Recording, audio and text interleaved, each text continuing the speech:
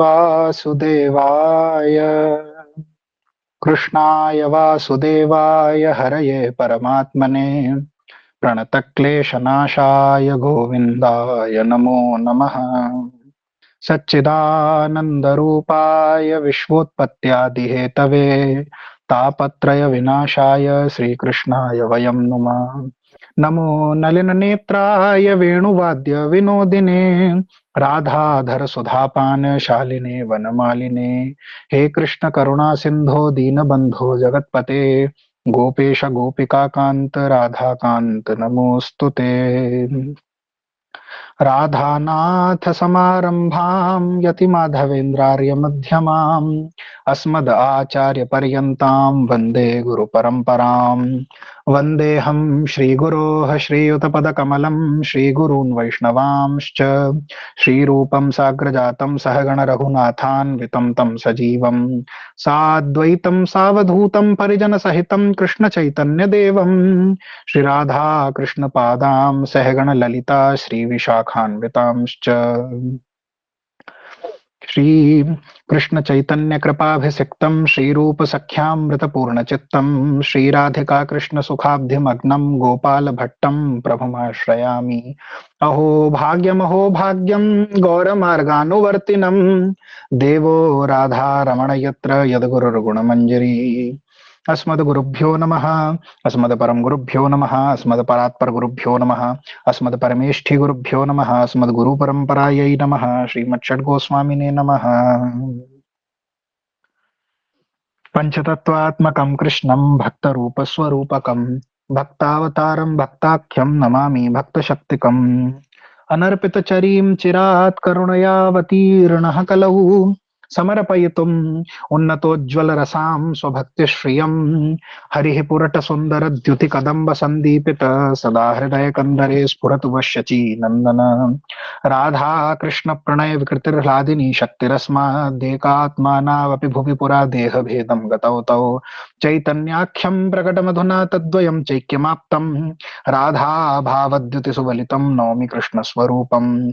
श्रीराधाया प्रणय महिमा कीदृशो वा नियैव स्वाद्यो येनाद्भुतमधुरिमा कीदृशो वा मदीयः सौख्यं चास्या मदनुभवतः कीदृशं वेत्ति लोभात् तद्भावाढ्यः समजनिशची गर्भसिन्धौ हरीन्दुः कान्तं शान्तमशेषजीव हृदयानन्दस्वरूपं परम् सर्वात्मानमनन्तमाद्यममलं विश्वाश्रयं केवलं भक्त्यानन्दरसैकविग्रहवरं भक्तैकभक्तिप्रियं भक्तावेशधरं विभुं किमपि तं गौरं सदोपास्महे। श्री राधा रमण लाल की जय। श्री श्री कृष्ण चैतन्य नित्यानंदो जयतः। श्री चैतन्य चरितामृत आदि लीला चतुर्थ परिच्छेद। तो चतुर्थ परिच्छेद के सत्र में प्रवेश करते हैं। इस चौथे अध्याय का जो कथा सार है वो पहले संक्षिप्त में आपको बताते हैं। इस चतुर्थ अध्याय में श्री कृष्णदास कविराज जी दृढ़ता पूर्वक इस बात को स्थापित कर रहे हैं कि महाप्रभु के अवतीर्ण होने के जो तीन मुख्य प्रयोजन है, जो मुख्य कारण है, उसको दृढ़ता पूर्वक यहाँ कृष्णदास कविराज जी स्थापित कर रहे हैं। जो प्रसिद्ध श्लोक है श्री राधाया प्रणय महिमा की दृशोवानी यही, इसके अंदर जो तीन प्रश्न उन्होंने उठाए हैं उन्हीं का उत्तर जो है वो विशेष रूप से इस अध्याय में चर्चा करी जाएगी उसके उत्तर की। तो महाप्रभु के अवतार होने का प्रथम प्रयोजन जो है कि भगवान ये विचार करते हैं कि श्री राधिका जी जो हैं वो मेरे प्रेम की आश्रय हैं और मैं उस प्रेम का विषय हूं। श्री कृष्ण विषय है प्रेम के और राधा जी आश्रय हैं।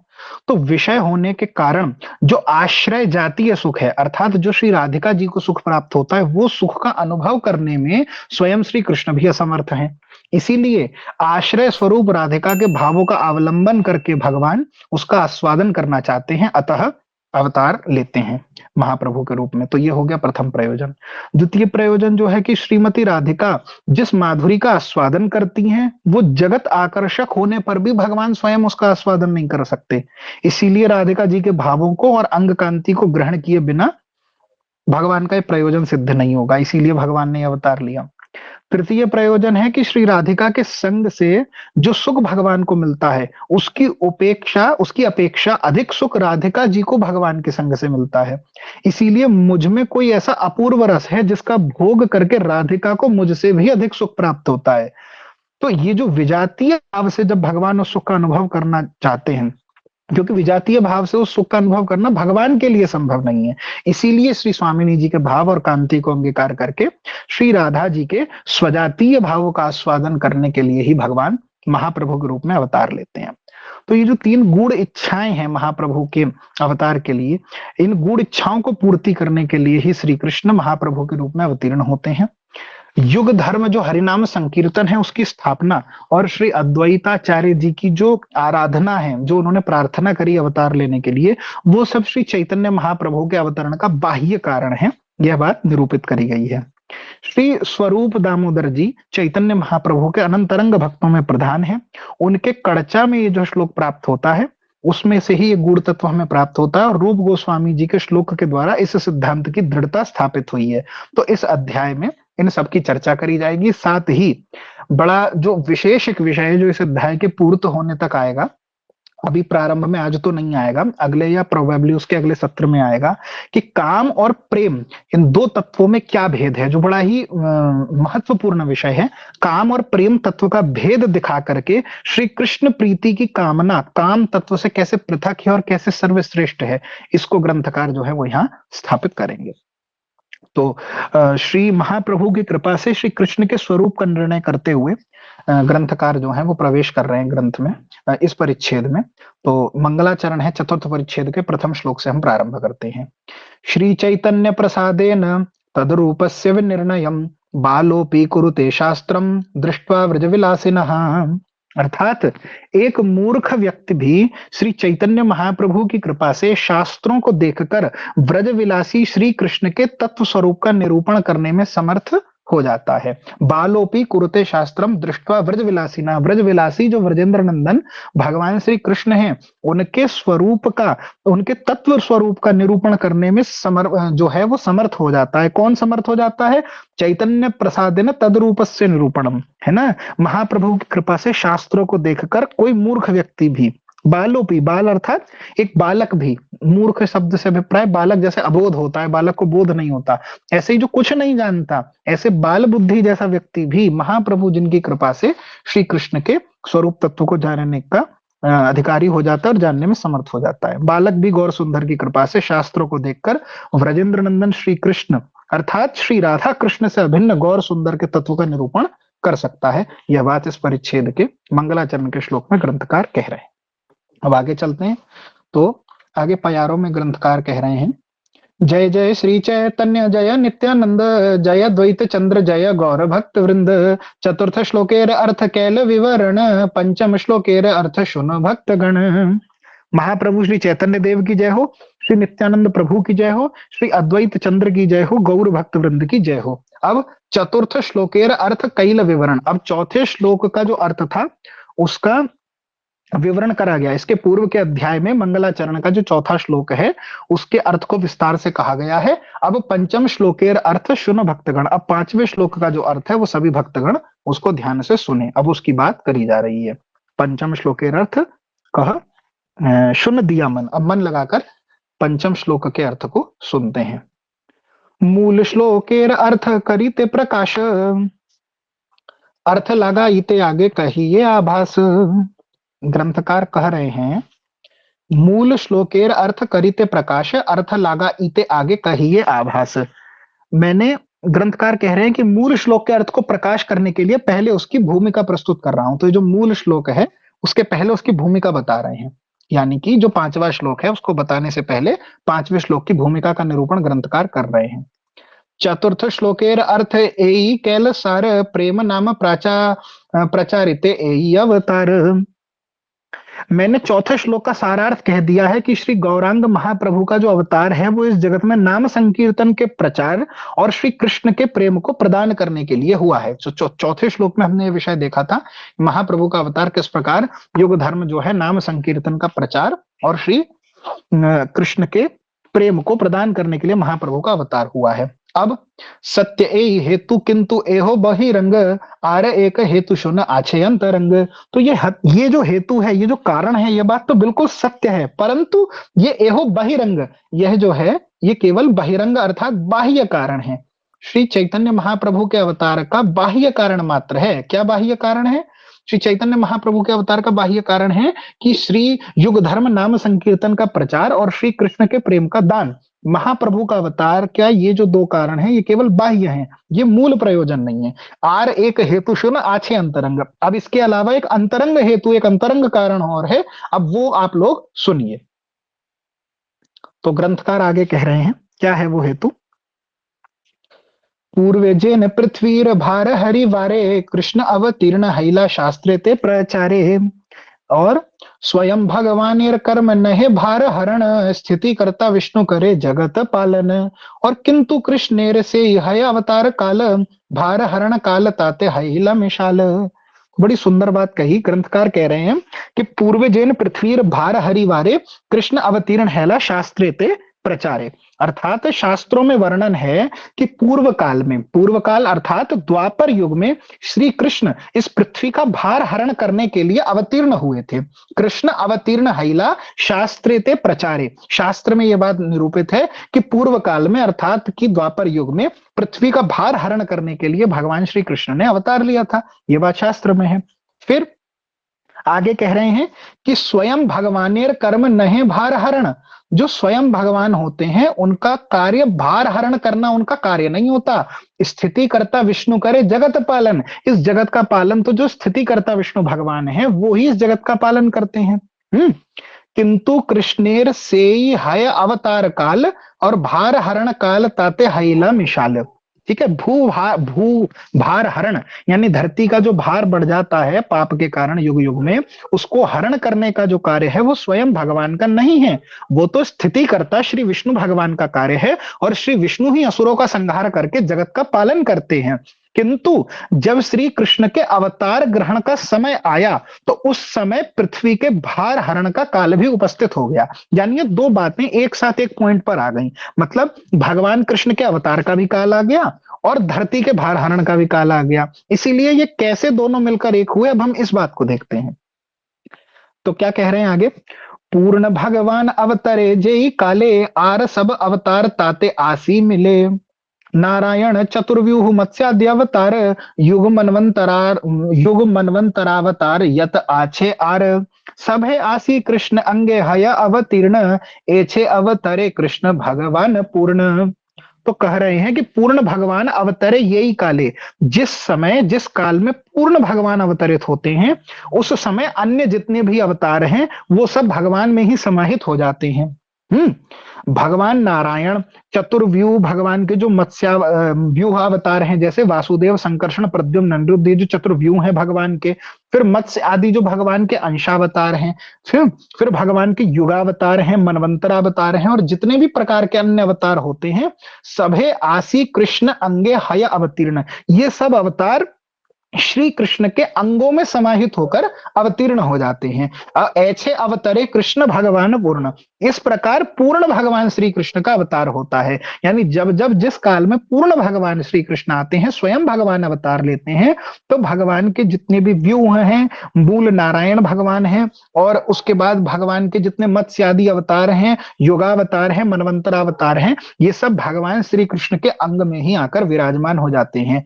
अतएव विष्णु तखन कृष्णेर शरीरे विष्णु द्वारे करे कृष्ण असुर संहारे।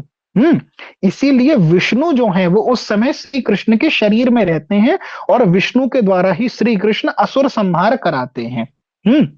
और असुरों को जो मारना है, आनुषंग कर्म यही असुर मारण जे लागी अवतार कही से मूल कारण।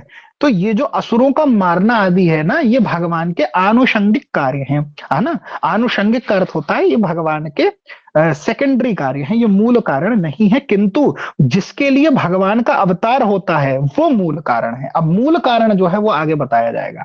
तो अब यहाँ दो बात एक समझने की है कि भगवान जब पूर्ण अवतार लेते हैं, जब स्वयं भगवान अवतार लेते हैं, तो भगवान के अन्य जितने भी अवतार हैं वो सब भगवान के ही श्री अंग में विराजमान हो जाते हैं, उनके ही अंगों में समाहित होकर वो भी अवतीर्ण हो जाते हैं। सांगोपांगास्त्र पार्षदम में जैसे हमने देखा महाप्रभु के अंग में सब कुछ विराजमान है, उसी प्रकार से श्री कृष्ण जब पूर्ण भगवान स्वयं भगवान अवतार लेते हैं तो सब कुछ उनके अंगों में समाहित होता है। अब यहाँ एक बात समझने की है, क्योंकि अब हम यहाँ चतुर्थ परिच्छेद पर हैं और पूर्व के परिच्छेद में डिटेल से कृष्ण का क्या तत्व है, विष्णु का क्या तत्व है, हम समझ चुके हैं। तो आपको ये समझना पड़ेगा कि ये जो हम कह रहे हैं यहाँ पर कि अवतारी श्री कृष्ण के अवतरण काल में उनके साथ विष्णु जो है उनका मिलन हो जाता है, उनके विष्णु अवतार का। साथ ही विष्णु भगवान का कार्य साधुओं की रक्षा और दुष्टों का नाश है, और वो स्वयं भगवान का कार्य नहीं है। तो यहाँ ये समझना है कि तात्विक रूप से हम ये विष्णु और ये जितने भी अवतारों की बात करें, तत्व रूप से अलग नहीं है। हमने जब पूर्व परिच्छेद में देखा था कि 6 रूपों में षड्विध विलास करते हैं, सब कुछ उन्हीं के अंदर आता है। तो ये सब भगवान के ही अंग है। नारायणोंगम जो श्लोक हमने ब्रह्म स्तुति का देखा था कि नारायण भी उनके अंग हैं, है ना, उनका अंश है। तो सब कुछ भगवान में ही आता है। तो ऐसा नहीं समझना है कि कोई 2 कृष्ण है या 2 भगवान है, वो तो अद्वैत तत्व श्री कृष्ण एक ही है। ये सब जो है वो भगवान का प्रकाश और विलास भेद से विविध रूप भगवान लेते हैं, विविध अवतार लेते हैं। तो ये सब प्रकाश और विलास भेद से जो भगवान के विविध स्वरूप हैं, उस स्वरूप विशेष से भगवान ये कार्य करते हैं। यानी श्री कृष्ण भूभार हरण, ऐसा नहीं कह रहे हैं कि धरती का भार हरण विष्णु भगवान जो करते हैं कोई दूसरे हैं, वो कृष्ण से अलग है और कृष्ण कुछ अलग है। इस बात को अपनी प्राकृत बुद्धि से नहीं समझना है, क्योंकि भगवान जो है वो दिव्य है, चिन्मय है, अचिंत्य है। उसमें आप अपनी प्राकृत बुद्धि से डिविजन्स नहीं लगा सकते। ये जो बात हो रही है कि असुरों को मारने का कार्य विष्णु करते हैं और श्री कृष्ण जो है वो स्वयं भगवान ये कार्य नहीं करते, इसका अभिप्राय ये है, तात्पर्य ये है कि जो स्वयं रूप भगवान है, श्री कृष्ण का जो स्वयं रूप है, जो उनका किशोर वयस है, वो किशोर वयस स्वरूप से भगवान असुरों को नहीं मारते हैं। उसके लिए पृथक व्यवस्था है। भगवान अपने अंदर से विविध अंश को और विविध कला अवतार आदियों को प्रकट करते हैं, और फिर जिस जिस अवतार से जिस जिस प्रयोजन की पूर्ति करनी होती है उसको भगवान संपादित करते हैं। भगवान अपने स्वयं रूप से यह कार्य नहीं करते, यह बताने के लिए यह बात कही जा रही है। तो सीधे इस प्यार को उठा करके इसका कोई अगर गलत अर्थ निकालता है तो ये उसकी मूर्खता होगी, क्योंकि पूर्व के परिच्छेदों में हमें पहले यह समझना पड़ेगा कि कृष्ण का तत्व क्या है। इसीलिए हमको कृष्ण तत्व का निरूपण पहले करा गया, भगवत तत्व का निरूपण पहले करा गया। अब उसके बाद हम प्रवेश कर रहे हैं विशेष भाव में, इसीलिए उस चीज को समझाया जा रहा है ना। तो फिर से संक्षिप्त में देखते हैं कि अभी तक हमने क्या देखा। तो ये कह रहे हैं कि पूर्व काल में जिन भगवान ने श्री कृष्ण भगवान ने अवतार लेकर के पृथ्वी के भार का हरण करा था, पूर्व काल अर्थात द्वापर युग में, यह बात सब शास्त्रों में कही गई है। लेकिन हमें यहां यह समझना पड़ेगा कि स्वयं भगवान का कार्य धरती के भार हरण का नहीं है। भूभार हरण का कार्य स्थितिकर्ता विष्णु भगवान करते हैं, क्योंकि वो जगत के पालन करने का उनका कार्य है। ये तो सब शास्त्र जानते हैं। परंतु जब श्री कृष्ण के अवतार का काल होता है और भार हरण का काल भी उस समय एक साथ आ जाता है, तब क्या होता है, जब पूर्ण भगवान अवतार लेते हैं उस समय सारे अवतार आकर उनसे मिल जाते हैं। स्वयं नारायण भगवान चतुर्व्यूह, वासुदेव संकर्षण प्रद्युम्न अनिरुद्ध आदि चतुर्व्यूह, मत्स्य आदि भगवान के सारे लीलावतार जितने भी हैं, युगावतार, मनवंतरावतार, ये सब कुछ जो है ये आकर के भगवान के ही अंदर स्थित हो जाते हैं। सब आकर श्री कृष्ण के अंग में अवस्थित हो जाते हैं और श्री कृष्ण अवतीर्ण होते हैं। तो इस तरीके से पूर्ण भगवान श्री कृष्ण जो हैं वो अवतीर्ण होते हैं। इसीलिए विष्णु जो हैं, श्री विष्णु स्वरूप से उस समय कृष्ण के शरीर में विष्णु भगवान रहते हैं और श्री कृष्ण के अंदर रहकर विष्णु के द्वारा ही श्री कृष्ण असुर संहार कराते हैं। श्री कृष्ण के अंदर अवस्थित विष्णु स्वरूप से असुर संहार भगवान करते हैं। असुरों को मारना क्योंकि आनुषंगिक कार्य है, ये भगवान का सेकेंडरी कार्य है, ये मूल कारण नहीं है। मूल कारण क्या है? मूल कारण भगवान का जो है वो अब बताएंगे। तो अब हम मूल कारण को देखते हैं कि भगवान का अगर असुर मारण आनुषंगिक कार्य है तो मूल कार्य भगवान का क्या है, अब हम उसे देख रहे हैं। तो प्रेम रस निर्यास करिते आस्वादन, राग मार्ग भक्ति लोके करिते प्रचारण।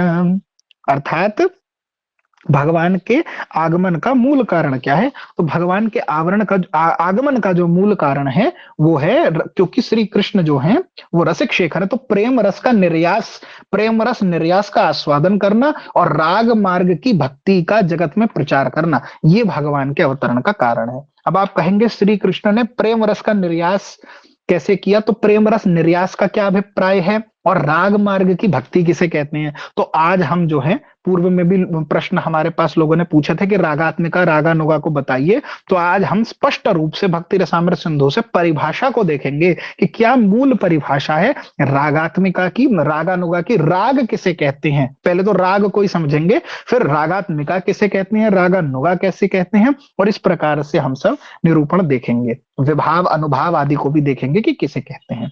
तो हम धीरे धीरे चलते हैं, तो उसके पहले हम थोड़ी भूमिका बनाते हैं।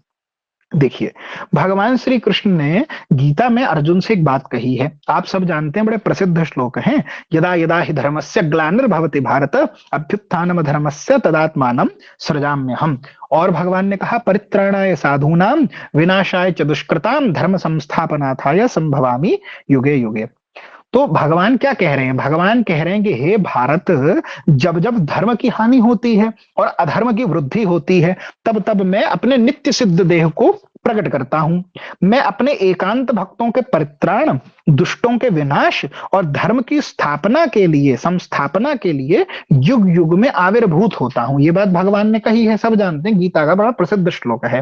परंतु अब इस श्लोक से एक बात और विचार करने के लिए है। शास्त्र में कहा कि स्वयं रूप जो भगवान है वो ब्रह्मा के एक दिन में, एक दिन मतलब 1000 चतुर्युगों में, जब ये जो चतुर्युगी होती है, सतयुग, त्रेता, द्वापर और कलयुग की, ये चतुर्युगी जब 1000 बार व्यतीत हो जाती है, कैसे हमने देखा था पिछली बार, उसका संधि काल मिला करके पूरे जब 1000 बार ये चतुर्युगी बीत जाती है, उसको ब्रह्मा जी का एक दिन कहते हैं। उस एक दिन में भगवान एक ही बार अवतीर्ण होती है, ये भी शास्त्र में प्रमाण है।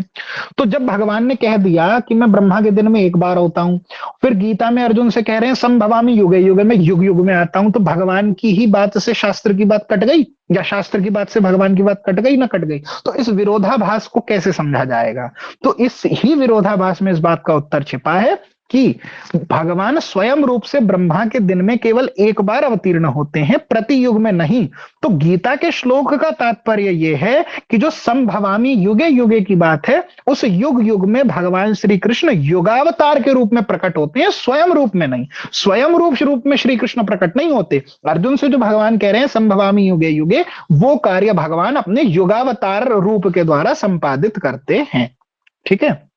अब देखो, जब जब दैत्यों के अत्याचारों से हम देखते हैं, भागवत आदि में सब कथाएं आती हैं कि दैत्यों के अत्याचार से जब दुखी होकर पृथ्वी की प्रार्थना पर ब्रह्मा जी क्षीर सागर के तट पर प्रस्तुत होते हैं और पृथ्वी के दुखों की गाथा जब भगवान से कहते हैं और उसके त्राण के लिए, ये जो दुख है पृथ्वी पर, जो भूभार बढ़ गया है पाप का, उसके लिए जब ब्रह्मा जी भगवान से निवेदन करते हैं, तो यहां एक प्रश्न आता है कि जब स्वयं रूप में भगवान ऐसे अवतार नहीं होते कि तट पर गए और ब्रह्मा जी ने प्रार्थना करी, तो प्रश्न हो सकता है कि क्या ब्रह्मा जी की प्रार्थना पर स्वयं भगवान क्यों नहीं अवतीर्ण हुए? ब्रह्मा जी ने भी तो प्रार्थना करी थी भगवान से कि पृथ्वी पर भार बढ़ गया है। तो भगवान युगावतारों को भेजकर पृथ्वी के कष्टों का निवारण कर सकते थे। तो इसका उत्तर यह है कि जो स्वयं भगवान है वो ब्रह्मा जी की प्रार्थना पर जगत में अवतीर्ण ही नहीं हुए हैं। इस बात को हमें समझना पड़ेगा। भगवान स्वयं रूप में नहीं होते हैं, प्रत्येक युग में युगावतार भेजते हैं। तो बात आती है भागवत में कि जब दैत्यों के अत्याचारों से दुखी हुई पृथ्वी की प्रार्थना पर ब्रह्मा जी समुद्र के तट पर जाकर पृथ्वी के दुखों की गाथा कहते हैं और उसके त्राण के लिए भगवान से निवेदन करते हैं, तो ब्रह्मा जी की प्रार्थना पर स्वयं भगवान क्यों अवतीर्ण हुए? भागवत में आता है ना, ब्रह्मा जी ने प्रार्थना करी तब भगवान अवतीर्ण हुए। तो ब्रह्मा जी की प्रार्थना पे क्यों अवतीर्ण हुए? जब अर्जुन से कह रहे हैं संभवामी युगे युगे, तो युगावतार ही भेज देते, वो भी तो पृथ्वी का भार हरण कर देते। तो इसका उत्तर ये है कि जब स्वयं भगवान का जो अवतार हुआ है, ये स्वयं भगवान श्री कृष्ण ब्रजलीला में ब्रह्मा जी की प्रार्थना के कारण प्रकट नहीं होते हैं। ब्रह्मा जी की प्रार्थना के कारण स्वयं भगवान इस जगत में अवतीर्ण नहीं होते हैं। ब्रह्मा जी के क्षीर समुद्र के तट पर जाने से पहले ही भगवान श्री कृष्ण अवतार का निर्णय ले लिए हैं। भगवान ब्रह्मा जी की प्रार्थना करने से पहले ही अवतार का निर्णय ले लिए हैं। आकाशवाणी के द्वारा उन्होंने ब्रह्मा जी को बताया कि वो तो पृथ्वी की दुर्दशा के बारे में पहले से ही जानते हैं और उस समय भूभार हरण करने के लिए युगावतार का काल भी हो चुका है। यानी जिस द्वापर युग में स्वयं रूप भगवान अवतार नहीं लेते हैं, ब्रह्मा जी तब भी प्रार्थना करते हैं तो केवल युगावतार आदि ही उस कार्य को संपादित कर देते हैं। भूभार हरण का कार्य तो युगावतार भी कर देते हैं। परंतु जब भागवत के अंदर जो प्रसंग है कि जब ब्रह्मा जी ने प्रार्थना करी है, तो जो श्री कृष्ण अवतार ले रहे हैं वो अवतार ब्रह्मा जी की प्रार्थना से प्रसन्न होकर नहीं ले रहे। भगवान तो पहले ही भूमिका बना चुके हैं कि मुझे अवतार लेना है। अब भगवान का मन पहले ही बन चुका है, इधर ब्रह्मा जी ने प्रार्थना भी कर दी और युगावतार का काल भी हो गया। तो इसीलिए भगवान क्या करते हैं, श्री कृष्ण अवतार काल में भार हरण का कार्य भी मिल गया। श्री कृष्ण का अवतार तो हो नहीं था और धरती के भार हरण करने का भी वो युग का समय आ गया, तो वो दोनों काल एक साथ मिल गए और स्वयं भगवान में उनके सभी अवतार रहते हैं और अपने शरीर में स्थित श्री विष्णु के द्वारा श्री कृष्ण ने असुरों का संहार करवाया। तो इस प्रकार से स्वयं भगवान श्री कृष्ण ने अवतरित होने की इच्छा स्वयं ही की है, वे किसी की प्रार्थना पर अवतीर्ण नहीं हुए हैं। इसके हमें खूब शास्त्रों में प्रमाण मिल जाते हैं। अब आप कहोगे इसका क्या प्रमाण है, तो भागवत के दशम स्कंद के द्वितीय अध्याय के जो है 39वें श्लोक की टीका के प्रारंभ में विश्वनाथ चक्रवर्ती ठाकुर बहुत अच्छी बात कह रहे हैं। वो कहते हैं कि हमारी प्रार्थना से आप हमारा पालन करने के लिए जगत में अवतारित हो रहे हैं, ऐसा विचार केवल हमारा अभिमान मात्र है। वास्तव में आपका जन्म, कर्म और लीला आपकी स्वेच्छा से सिद्ध है। तो स्पष्ट रूप से आचार्यों ने इस बात को दिखाया कि भगवान का जन्म, कर्म और लीला भगवान की स्वेच्छा से सिद्ध है। भगवान अपनी इच्छा से अवतार लेते हैं, ब्रह्मा जी की प्रार्थना से अवतार नहीं लेते हैं। साथ ही जब कुंती जी श्री कृष्ण की स्तुति करती हैं भागवत में, तब भी वहां श्लोक आता है, तथा परमहंसा नाम मुनि नाम अमलात्मनाम भक्ति योग विधानार्थम कथम पश्येम हि स्त्रियः। अर्थात कुंती जी कहती हैं कि मननशील, आसक्ति रहित, आत्मा अनात्मा विवेकी, जीवन मुक्त परमहंस जो लोग होते हैं, वे पुरुष भी आपकी महिमा के प्रभाव के कारण आपका दर्शन नहीं कर पाते। इसीलिए ऐसे पुरुषों में भी अपने प्रति भक्ति उत्पन्न कराने के उद्देश्य से अवतीर्ण आपका मेरे जैसी मुग्ध स्त्रियां दर्शन कर सकती हैं। अर्थात किस प्रकार आपको, मतलब कुंती जी कह रही हैं तो मेरे जैसी स्त्री आपको कैसे जान सकती है ना। तो यहां क्या बात कही कि भगवान जो है ऐसे पुरुषों में, जब बड़े बड़े परमहंस जो हैं वो भी, उनके अंदर भी अपने पुरुषार्थ से या अपने किसी कार्य से भगवान के दर्शन की सामर्थ्य उत्पन्न नहीं हो सकती, तो उनके अंदर भक्ति उत्पन्न कराने के उद्देश्य से भगवान अवतीर्ण होते हैं। कुंती जी ने भी ये बात कही। अच्छा, अब विष्णु पुराण के अंदर भी एक श्लोक आता है, हम देखें तो श्री अक्रूर जी जब श्री कृष्ण बलराम को मथुरा ले जाने के लिए व्रज में आए हैं, तो मन में चिंतन करते हुए विष्णु पुराण में अक्रूर जी ने एक श्लोक कहा है, बड़ा सुंदर श्लोक है। अक्रूर जी कहते हैं, सांप्रतम च जगत स्वामी कार्यमात्म हृदय स्थितम कर्तुम मनुष्यताम प्राप्तः स्वेच्छा देह धृगव्ययम। अर्थात इस समय उन अव्ययात्मा जगत स्वामी श्री कृष्ण ने अपने हृदय में स्थित कार्य करने के उद्देश्य से नरलीला प्रकट करी है। तो अक्रूर जी ने भी ये बात स्पष्ट कर दी, भगवान के हृदय में जो उद्देश्य है उसको सिद्ध करने के लिए श्री कृष्ण नरलीला उत्पन्न प्रकट करते हैं। कोई ब्रह्मा जी की प्रार्थना मात्र पर नहीं आए, ब्रह्मा जी की प्रार्थना होने से जो युगावतार का काल था वह भी निकट आ गया है। अब क्योंकि युगावतार और कृष्ण अवतरण, स्वयं रूप भगवान के अवतरण का काल एक हो गया, इसीलिए वो एक साथ श्री कृष्ण रूप से ही उसे संपादित कर देते हैं। ठीक है, तो यह बात यहां कही। अब वैधि भक्ति के प्रचार के लिए विष्णु का अवतार होता है और राग भक्ति के प्रचार के लिए श्री कृष्ण अवतार लेते हैं। इस बात को बताने वाली ही अब ये प्यार है जिसे हम देख रहे हैं, जो कि बड़ी महत्वपूर्ण है। क्या कह रहे हैं, प्रेम रस निर्यास, इस प्यार में कह रहे हैं, प्रेम रस निर्यास करिते आस्वादन राग मार्ग भक्ति लोके करिते प्रचारण। प्रेम रस निर्यास करिते आस्वादन राग मार्ग भक्ति लोके करिते प्रचारण और रसिक शेखर कृष्ण परम करुण और ए दुई हेतु हईते इच्छार उद्गम। ठीक है, तो क्या कह रहे हैं, देखिए भगवान श्री कृष्ण रसिक शेखर हैं, इसीलिए अपने ही प्रेम रस के सार का आस्वादन, और दो गुण है भगवान के अंदर, एक तो श्री कृष्ण रसिक शेखर हैं, दो शब्द कहे आप देखिए ध्यान से भगवान को, एक कहा गया रसिक शेखर और एक कहा गया परम करुण। ये दो जो है ना, ये दो भगवान के स्वरूपानुबंधी गुण हैं। स्वरूपानुबंधी, अनुबंध का मतलब होता है जुड़ा हुआ, तो स्वरूपानुबंध का मतलब हुआ जो भगवान कृष्ण के स्वरूप से ही जुड़े हुए हैं, ये भगवान के स्वरूप से जुड़े हुए गुण हैं, भगवान के पर्सनल ये दो बड़े विशेष गुण हैं। क्या, पहला है भगवान का रसिक शेखरत्व और दूसरा है परम करुणत्व। यानी भगवान श्री कृष्ण रसिक शेखर हैं और भगवान परम करुण हैं। तो श्री कृष्ण रसिक शेखर हैं, इसीलिए भगवान अपने प्रेम रस का आस्वादन करने के लिए आते हैं, और क्योंकि वो परम करुण हैं इसीलिए जगत के बद्ध जीवों के उद्धार के लिए राग मार्ग की भक्ति का प्रचार करने के लिए इन दो कारणों से श्री कृष्ण जो हैं वो अवतीर्ण होते हैं। तो इसीलिए कहा ए दुई हेतु हईते इच्छा उद्गम, इन्हीं दो हेतुओं के लिए श्री कृष्ण के अंदर इच्छा का उद्गम होता है। अब देखिए, अब सबसे पहले हम एक एक करके एक एक शब्द को लेकर के चलते हैं। तो यहां प्रथम शब्द हमारे पास आता है प्रेम रस निर्यास। ये कि प्रेम रस निर्यास का क्या अर्थ है, देखिए प्रेम रस निर्यास का मतलब हुआ कि विभाव, बहुत ध्यान से सुनिएगा, थोड़ा टेक्निकल है लेकिन हम उसको आराम से समझेंगे। विभाव और अनुभाव आदि के मिलन से परम आस्वादन चमत्कारिता प्राप्त प्रेम रस के सार को ही प्रेम रस निर्यास कहते हैं। क्या कहा, विभाव और अनुभाव आदि के मिलन से परम आस्वादन चमत्कारिता प्राप्त जो प्रेम का सार है उसे प्रेम रस निर्यास कहते हैं। तो सर्वप्रथम एक एक शब्द को लेकर चलते हैं। विभाव और अनुभाव का क्या मतलब होता है, देखिए विभाव शब्द का अर्थ है वो तत्व जो किसी भाव को प्रकट करने के लिए उपयोग किया जाता है। वो तत्व जो किसी भाव को प्रकट करने के लिए प्रयोग किया जाता है उसको हम कहते हैं विभाव, है ना। संकेत जो भावनाओं को प्रकट करता है, जैसे हम संकेत से भावनाओं को प्रकट करते हैं किसी संकेत से, उसे कहते हैं हम विभाव। तो अनुभाव किसे कहते हैं, अनुभाव का मतलब है वास्तविक अनुभव या भावना जो किसी के मन में उत्पन्न होती है।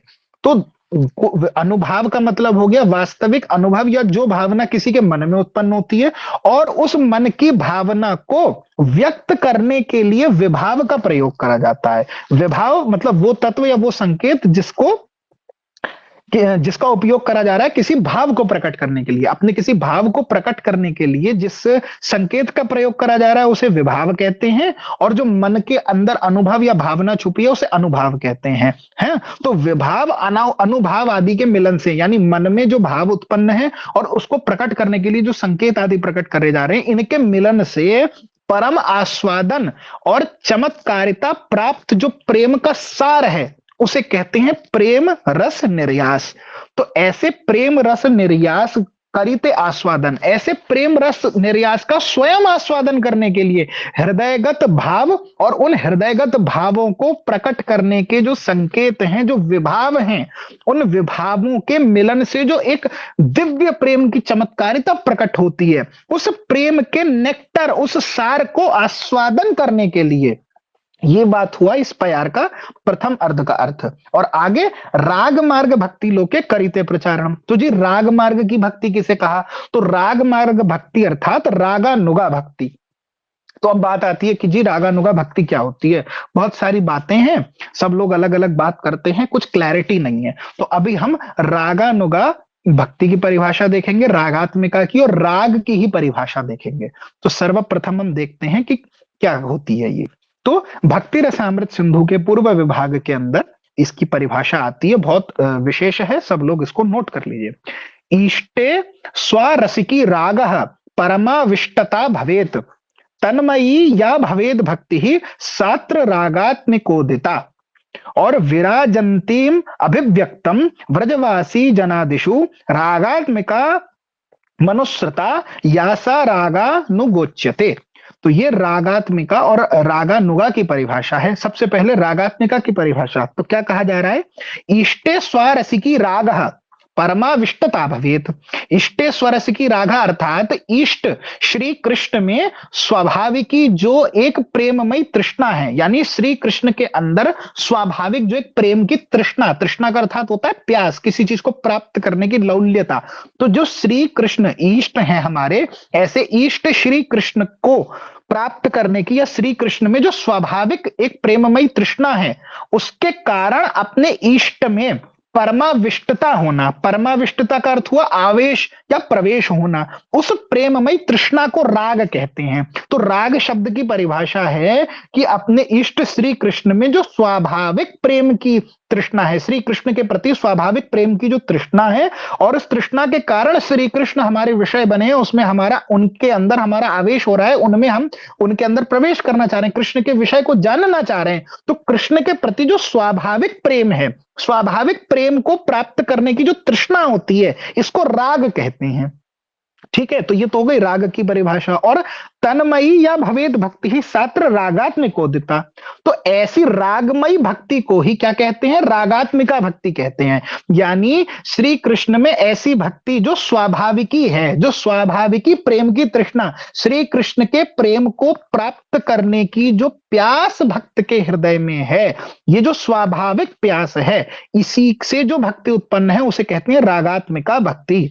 रागमयी भक्ति को ही रागात्मिका भक्ति कहते हैं। और ये भक्ति कहां दिखाई देती है, ये रागात्मिका भक्ति जो है ये व्रजवासी जनों में सुस्पष्ट रूप से दिखाई देती है। कौन व्रजवासी, जो भगवान के नित्य लीला परिकर हैं, उन्हें व्रजवासी। अभी वर्तमान प्राकृत जगत में जो लोग वृंदावन नाम के स्थान पर रहते हैं, उनको व्रजवासी नहीं कहा जा रहा है। यहाँ पे, यहाँ व्रजवासी शब्द का अभिप्राय क्या लेना है, भगवान की नित्य लीला में जो भगवान का नित्य परिकर है, उन व्रजवासी जनों में सुस्पष्ट रूप से जो दिखाई देती है भक्ति, वो रागात्मिका भक्ति है, जो श्री कृष्ण के प्रति स्वाभाविकी एक प्रेम की तृष्णा है, उस राग के कारण उस रागमयी भक्ति को जो है रागात्मिका भक्ति कहते हैं। और फिर रागानुगा क्या हुई, तो विराजंतीम अभिव्यक्तम ब्रजवासी जनादिषु रागात्मिका मनुस्रता यासा रागानुगोच्यते।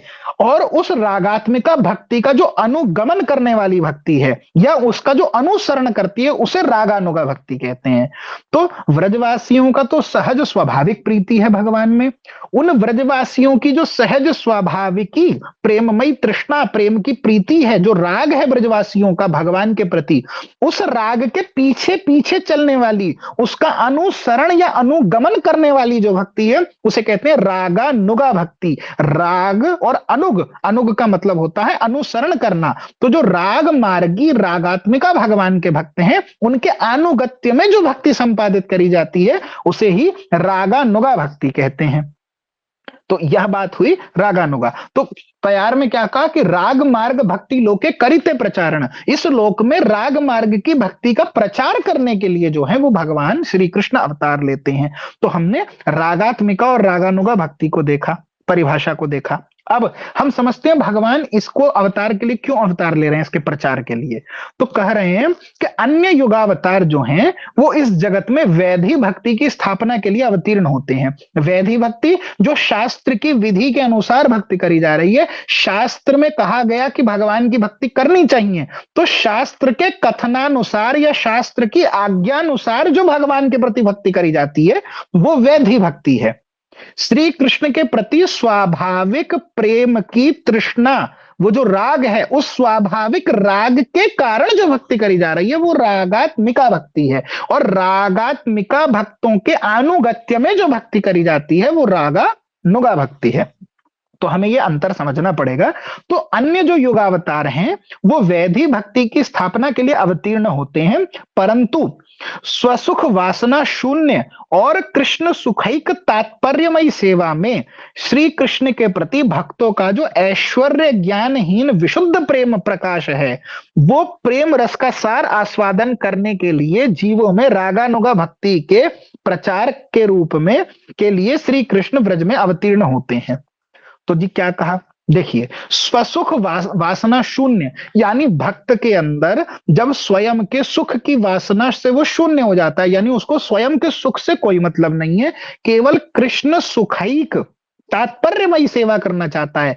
कृष्ण सुखैक तात्पर्यमयी सेवा अर्थात श्री कृष्ण के सुख, एकमात्र श्री कृष्ण के सुख के लिए ही जो सेवा करी जा रही है, जिसमें भक्त का कोई सुख नहीं है। वो इसीलिए सेवा नहीं कर रहा कि कृष्ण सेवा करके उसको सुख मिल रहा है या कृष्ण की सेवा करके उसे अच्छा लग रहा है। वो केवल जो इसीलिए सेवा करता है कि मेरा कुछ नहीं है, केवल कृष्ण के सुख के विधान के लिए जो सेवा करी जाती है, ऐसी सेवा जो है कृष्ण के प्रति भक्तों की, और वो भी कैसी, ऐश्वर्य ज्ञान विहीन, मतलब भगवान की भगवत्ता, भगवान का जो ऐश्वर्य है कि वो भगवान है, वो जगत के स्वामी है, और जीव जो है वो ईश्वर का अंश है। ये जो ऐश्वर्य का ज्ञान है, इस ऐश्वर्य ज्ञान से विहीन होकर जो विशुद्ध प्रेम है, उस विशुद्ध प्रेम रस के सार का आस्वादन करने के लिए भगवान जो है वो अवतार लेते हैं, और राग मार्ग की उस भक्ति को जीवों में प्रचार करने के लिए, जीवों को सिखाने के लिए भगवान जो है अवतार लेते हैं, अवतीर्ण हुए हैं।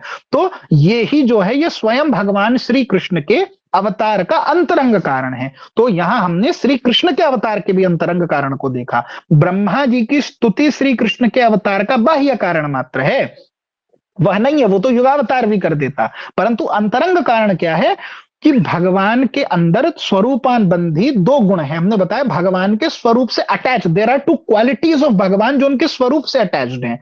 कौन सी वो दो क्वालिटीज हैं? पहले रसिक शेखर कृष्ण परम करुण। एक तो रसिक शेखर हैं श्री कृष्ण और दूसरे परम करुण हैं। तो जो भगवान का रसिक शेखरत्व है और परम करुणत्व है, ये दो गुण भगवान के स्वरूपानुबंधी गुण कहलाते हैं। स्वरूपानुबंधी जो भगवान के स्वरूप से जुड़े हुए हैं। अब क्योंकि भगवान रसिक शेखर हैं, इसीलिए उत्कृष्ट रस के आस्वादन की भगवान की स्वाभाविक इच्छा है। कि तो भगवान की स्वाभाविक इच्छा यह है ना कि सबसे उत्कृष्ट रस का आस्वादन करें, क्योंकि रसिक शेखर हैं, यही रसिक शेखर शब्द का अर्थ है। और रसों में जो भक्तों का प्रेम रस निर्यास है, यानी रसों में भक्तों के जो प्रेम रस का सार है वो सर्वोत्कृष्ट है। सारे रसों में भक्ति का रस सर्वोत्कृष्ट है, प्रेम रस का सार सर्वोत्कृष्ट है। तो उन भक्तों के प्रेम रस निर्यास के आस्वादन के लिए ही भगवान जो है वो अवतार लेते हैं। तो ये हो गया रसिक शेखरत्व गुण के कारण। और दूसरा गुण क्या है? परम करुण। अब परम करुणत्व भगवान का कैसे दिखता है? देखिए, भगवान श्री कृष्ण ने देखा कि ये जो मायाबद्ध जीव हैं ये संसार में अनादिकाल से दुख भोग रहे हैं। उनके इस सांसारिक दुख को दूर करके अपने श्री चरणों की सेवा का अनंतरंग अधिकार देकर परम सुख का अधिकारी बनाना भगवान उन जीवों को चाहते हैं। इस अभिप्राय से परम करुणमय होकर के, परम करुणा यही तो है भगवान की कि संसार का जीव मायाबद्ध है, अनादिकाल से विमुख है भगवान से, पर भगवान उसे अपने चरणों की सेवा, निज धाम में निज सेवा देने के लिए उसको परम सुख का अधिकारी बनाना चाहते हैं। इस अभिप्राय से परम करुण श्री कृष्ण भगवान रागानुगा भक्ति का प्रचार की इच्छा करते हैं कि राग मार्ग का अब मैं जगत में प्रचार करूं। जगत में पहले केवल वैदिक भक्ति प्रचलित है, परंतु वैदिक भक्ति के द्वारा व्रज भाव को प्राप्त नहीं किया जा सकता, यह हमने पिछले परिच्छेद में देखा था। इसीलिए भगवान ए दुई हेतु हईते इच्छार उद्गम, इन्हीं दो हेतुओं के कारण भगवान के अंदर इच्छा का उद्गम हुआ कि मुझे अवतार लेना चाहिए। तो जो हमने देखा कि श्री कृष्ण स्वेच्छा से अवतार लेते हैं, उस स्वेच्छा से अवतार लेने के दो हेतु हैं, भगवान का रसिक शेखरत्व और परम करुणत्व। ठीक है। अब रसिक शेखर शब्द का भी एक अर्थ होता है। देखिए, रसिकों में सर्वश्रेष्ठ हैं भगवान, इसीलिए रसिकेंद्र चूड़ामणि भी उन्हें कहते हैं। श्रुतियों ने कहा रसो वैसह है ब्रह्म, रसो वैसह यानी वो रस स्वरूप है। अब देखिए, रस शब्द के भी संस्कृत से दो अर्थ बनते हैं। रस, रस्यते आस्वाद्यते इति रसः, अर्थात जिसका आस्वादन किया जाए वो रस है। जैसे मधु, मधु मतलब शहद, तो वो भी एक रस है। कैसे? तो रस्यते आस्वाद्यते इति रसः, जिसका आस्वादन किया जाए एक तो वो रस होता है, और रसयति आस्वादयति इति रसः, जो आस्वादन करे उसे भी रस कहा जाता है। मतलब जिसका आस्वादन किया जा रहा है संस्कृत से वह भी रस है, और जो आस्वादन कर रहा है उसे भी रस कहा गया। तो जिसका आस्वादन किया जाए इसका उदाहरण हो गया मधु, और जो आस्वादन कर रहा है उसका एग्जाम्पल उदाहरण हम पे हो गया भ्रमर, है ना, भ्रमर आस्वादन कर रहा है। तो इसलिए रस शब्द के दो अर्थ हो गए, एक तो आस्वाद्य रस जिसका आस्वादन करा जा रहा है, और एक आस्वादक रसिक, वह भी रस है। तो रस शब्द के दो अभिप्राय, दो भेद हो गए, आस्वादक रस और आस्वादक रसिक, और आस्वाद्य रस, जिस रस का आस्वादन करा जा रहा है वह भी रस है, और जो आस्वादन कर रहा है वह भी रस है। अब इस प्यार में जो रसिक शब्द आया है कि रसिक शेखर कृष्ण परम करुण, तो यहां रसिक शब्द का जो अर्थ है वो केवल आस्वादक रसिक के रूप में हुआ है। भगवान आस्वाद्य रस नहीं है, भगवान का स्वाद कोई जीव नहीं ले सकता। भगवान यहाँ रसिक शब्द है, श्री कृष्ण अद्वैत तत्व हैं, उनके समान अन्य कोई रसिक नहीं है, इसीलिए वो रसिक शेखर हैं। यानी यहाँ रस शब्द का आस्वाद्य अर्थ नहीं लगेगा, कोई भगवान को रस नहीं ले सकता, भगवान रसिक शेखर हैं, वही सबके रस का आस्वादन कर सकते हैं, उनके रस का आस्वादन कोई नहीं कर सकता। ठीक है, यानी वो आस्वादक रसिक हैं। तो यहाँ रस शब्द का अर्थ आस्वादक रसिक के रूप में प्रयोग किया जा रहा है। फिर ए दुई हेतु हईते इच्छार उद्गम। अब यहाँ कहा कि ये जो दो इच्छाएं हैं, ये कृष्ण अवतार के मूल कारण होने पर भी इन दोनों इच्छाओं में एक जो है ना, ये नहीं कह सकते ये दोनों इच्छाएं समान है। माना ये दोनों इच्छाएं जो हैं वो भगवान श्री कृष्ण के अवतार का मूल हेतु है, भगवान का रसिक शेखरत्व और परम करुणत्व, पर इसमें भी दोनों बराबर नहीं है। भगवान का रसिक शेखरत्व जो है वो भगवान का निजी कार्य है, वो भगवान केवल अपने लिए करते हैं। परम करुणत्व जो है वो निजी कार्य नहीं है, वो सेकेंडरी है। देखिए, प्रधान कारण रसास्वादन ही है, मतलब है तो ये दो कारण, पर इन दोनों कारणों में भी रसास्वादन ही प्रधान कारण है, क्योंकि परम करुणत्व जो है वो रसास्वादन के अंदर ही आ जाएगा, उसी के अंदर आ जाता है। कैसे आता है?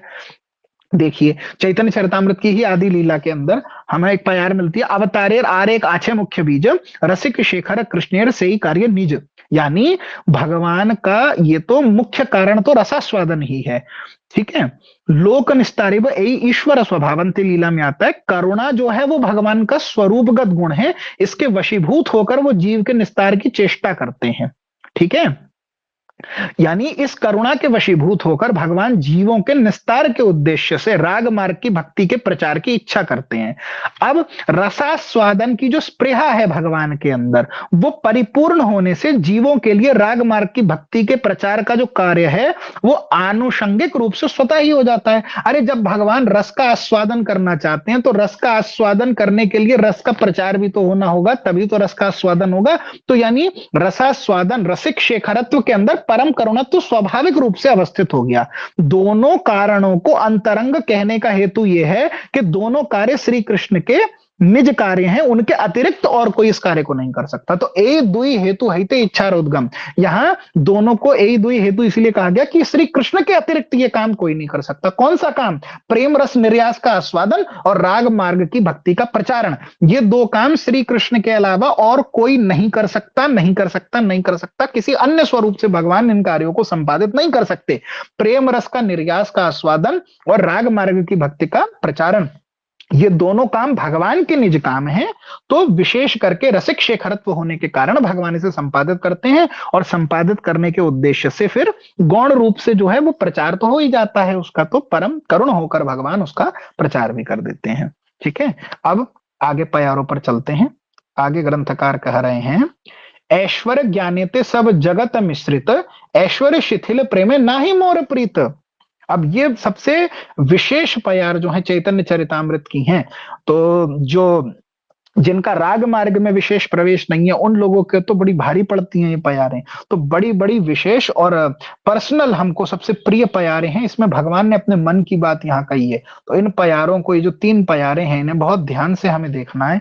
क्या कह रहे हैं भगवान? ऐश्वर्य ज्ञानेते सब जगत मिश्रित, ऐश्वर्य शिथिल प्रेमे नाही मोर प्रीत। भगवान कह रहे हैं सभी लोगों की भक्ति मेरे ऐश्वर्य ज्ञान से मिश्रित है। यानी जगत में जितने भी जीव मेरी भक्ति करते हैं ना, वो ऐश्वर्य ज्ञान से मिश्रित है, किंतु ऐसे ऐश्वर्य ज्ञान से शिथिल प्रेम में मेरी प्रीति नहीं है। भगवान कह रहे हैं मेरी प्रीति, मेरी प्रसन्नता, मेरा अट्रैक्शन इस ऐश्वर्य ज्ञान से शिथिल हुए हुए प्रेम में नहीं होता है, ठीक है। अब क्या होता है ये ऐश्वर्य ज्ञान से शिथिल प्रेम? तो आगे कह रहे हैं, आमारे ईश्वर माने आपना के हीन, तार प्रेमे वश आमी नाहय अधीन। अर्थात जो मुझे तो ईश्वर मानता है और स्वयं को हीन या छोटा मानता है, अपने को हीन मानता है, ऐसे व्यक्तियों के प्रेम से भगवान कह रहे हैं मैं वशीभूत नहीं होता हूं। ऐसे लोगों का जो प्रेम है, जो स्वयं को हीन माने और मुझे भगवान माने, मैं उसके अधीन कभी नहीं होता हूं, अर्थात मैं उनके प्रेम के वशीभूत नहीं होता हूं। और आमा के तजे जे भक्त भजे जे भावे, तारे से भावे भजी एमोर स्वभावे। भगवान कह रहे हैं मेरा तो जो भक्त जिस जिस भाव से मेरा भजन करता है, मैं उस भाव से उसका भजन करता हूं, ये मेरा स्वभाव है। अब ये तो भगवान ने खुद ही कहा है गीता में।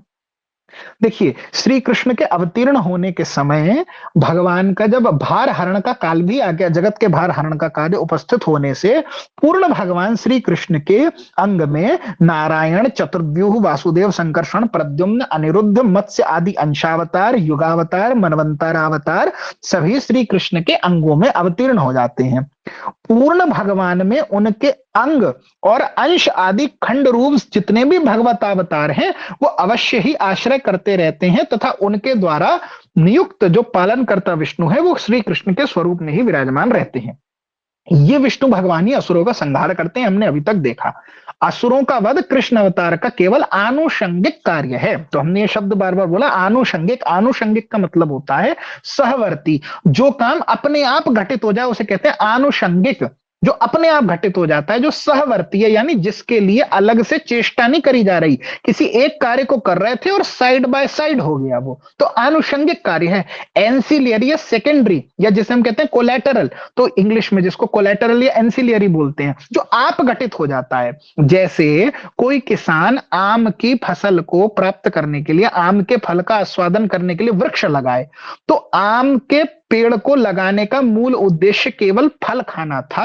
अब ग्रीष्म काल में आम में फल आएंगे और ग्रीष्म काल में धूप बहुत तेज होती है, तो वो आम का विशाल वृक्ष छाया भी प्रदान कर देता है। परंतु आम के वृक्ष को छाया के लिए नहीं लगाया गया था।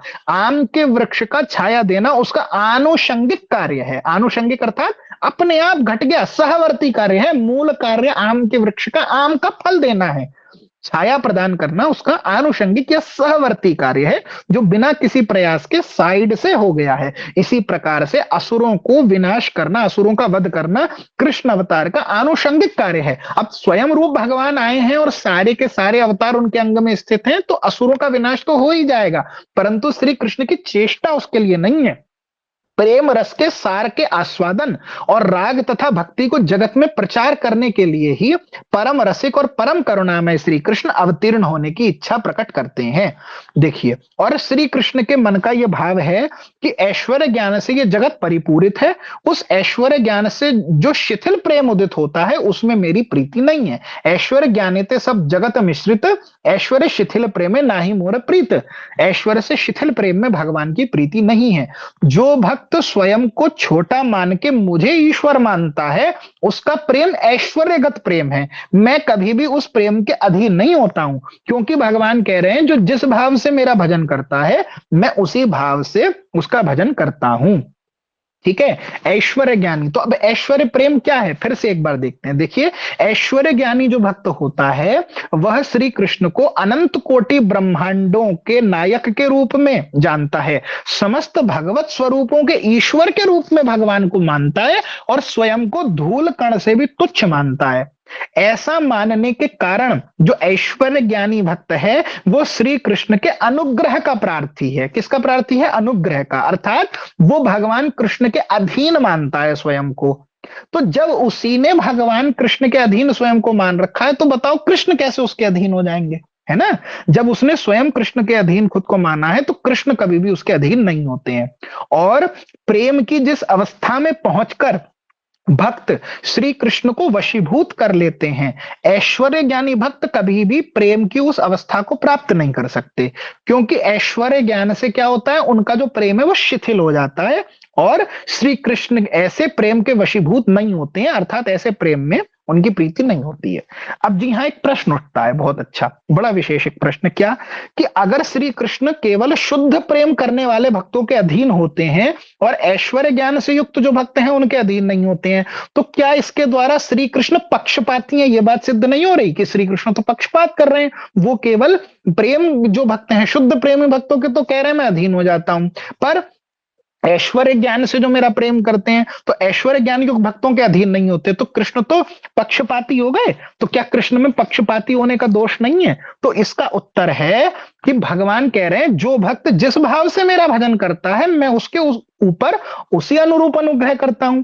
जो स्वयं को कृष्ण के अधीन मानकर उनसे अनुग्रह की प्रार्थना करता है, कृष्ण भी उसको अपने अधीन भक्त मानकर अधीन सूचक अनुग्रह प्रकाशित करते हैं। अरे जो मांगोगे वही तो देंगे, तो प्रतिज्ञा है, भगवान का स्वभाव है जो जैसा चाहता है। तो जब भक्त का ही स्वभाव है कि वो स्वयं को भगवान के अधीन मान रहा है, तो भगवान खुद उसके अधीन कभी नहीं होते। भगवान उसको अपना भक्त मानकर अपना अधीन सूचक अनुग्रह करते हैं। और जो भक्त कृष्ण वशीकरण प्रेम की भगवान से प्रार्थना करते हैं, श्री कृष्ण भी उनको वो प्रेम प्रदान करके स्वयं उनके अधीन हो जाते हैं, क्योंकि कृष्ण सदा ही भक्तों की प्रार्थना के अनुरूप अनुग्रह प्रकाश करते हैं। ये श्री कृष्ण का स्वभाव है, इसीलिए इसमें उनका पक्षपातित्व प्रकाश नहीं होता।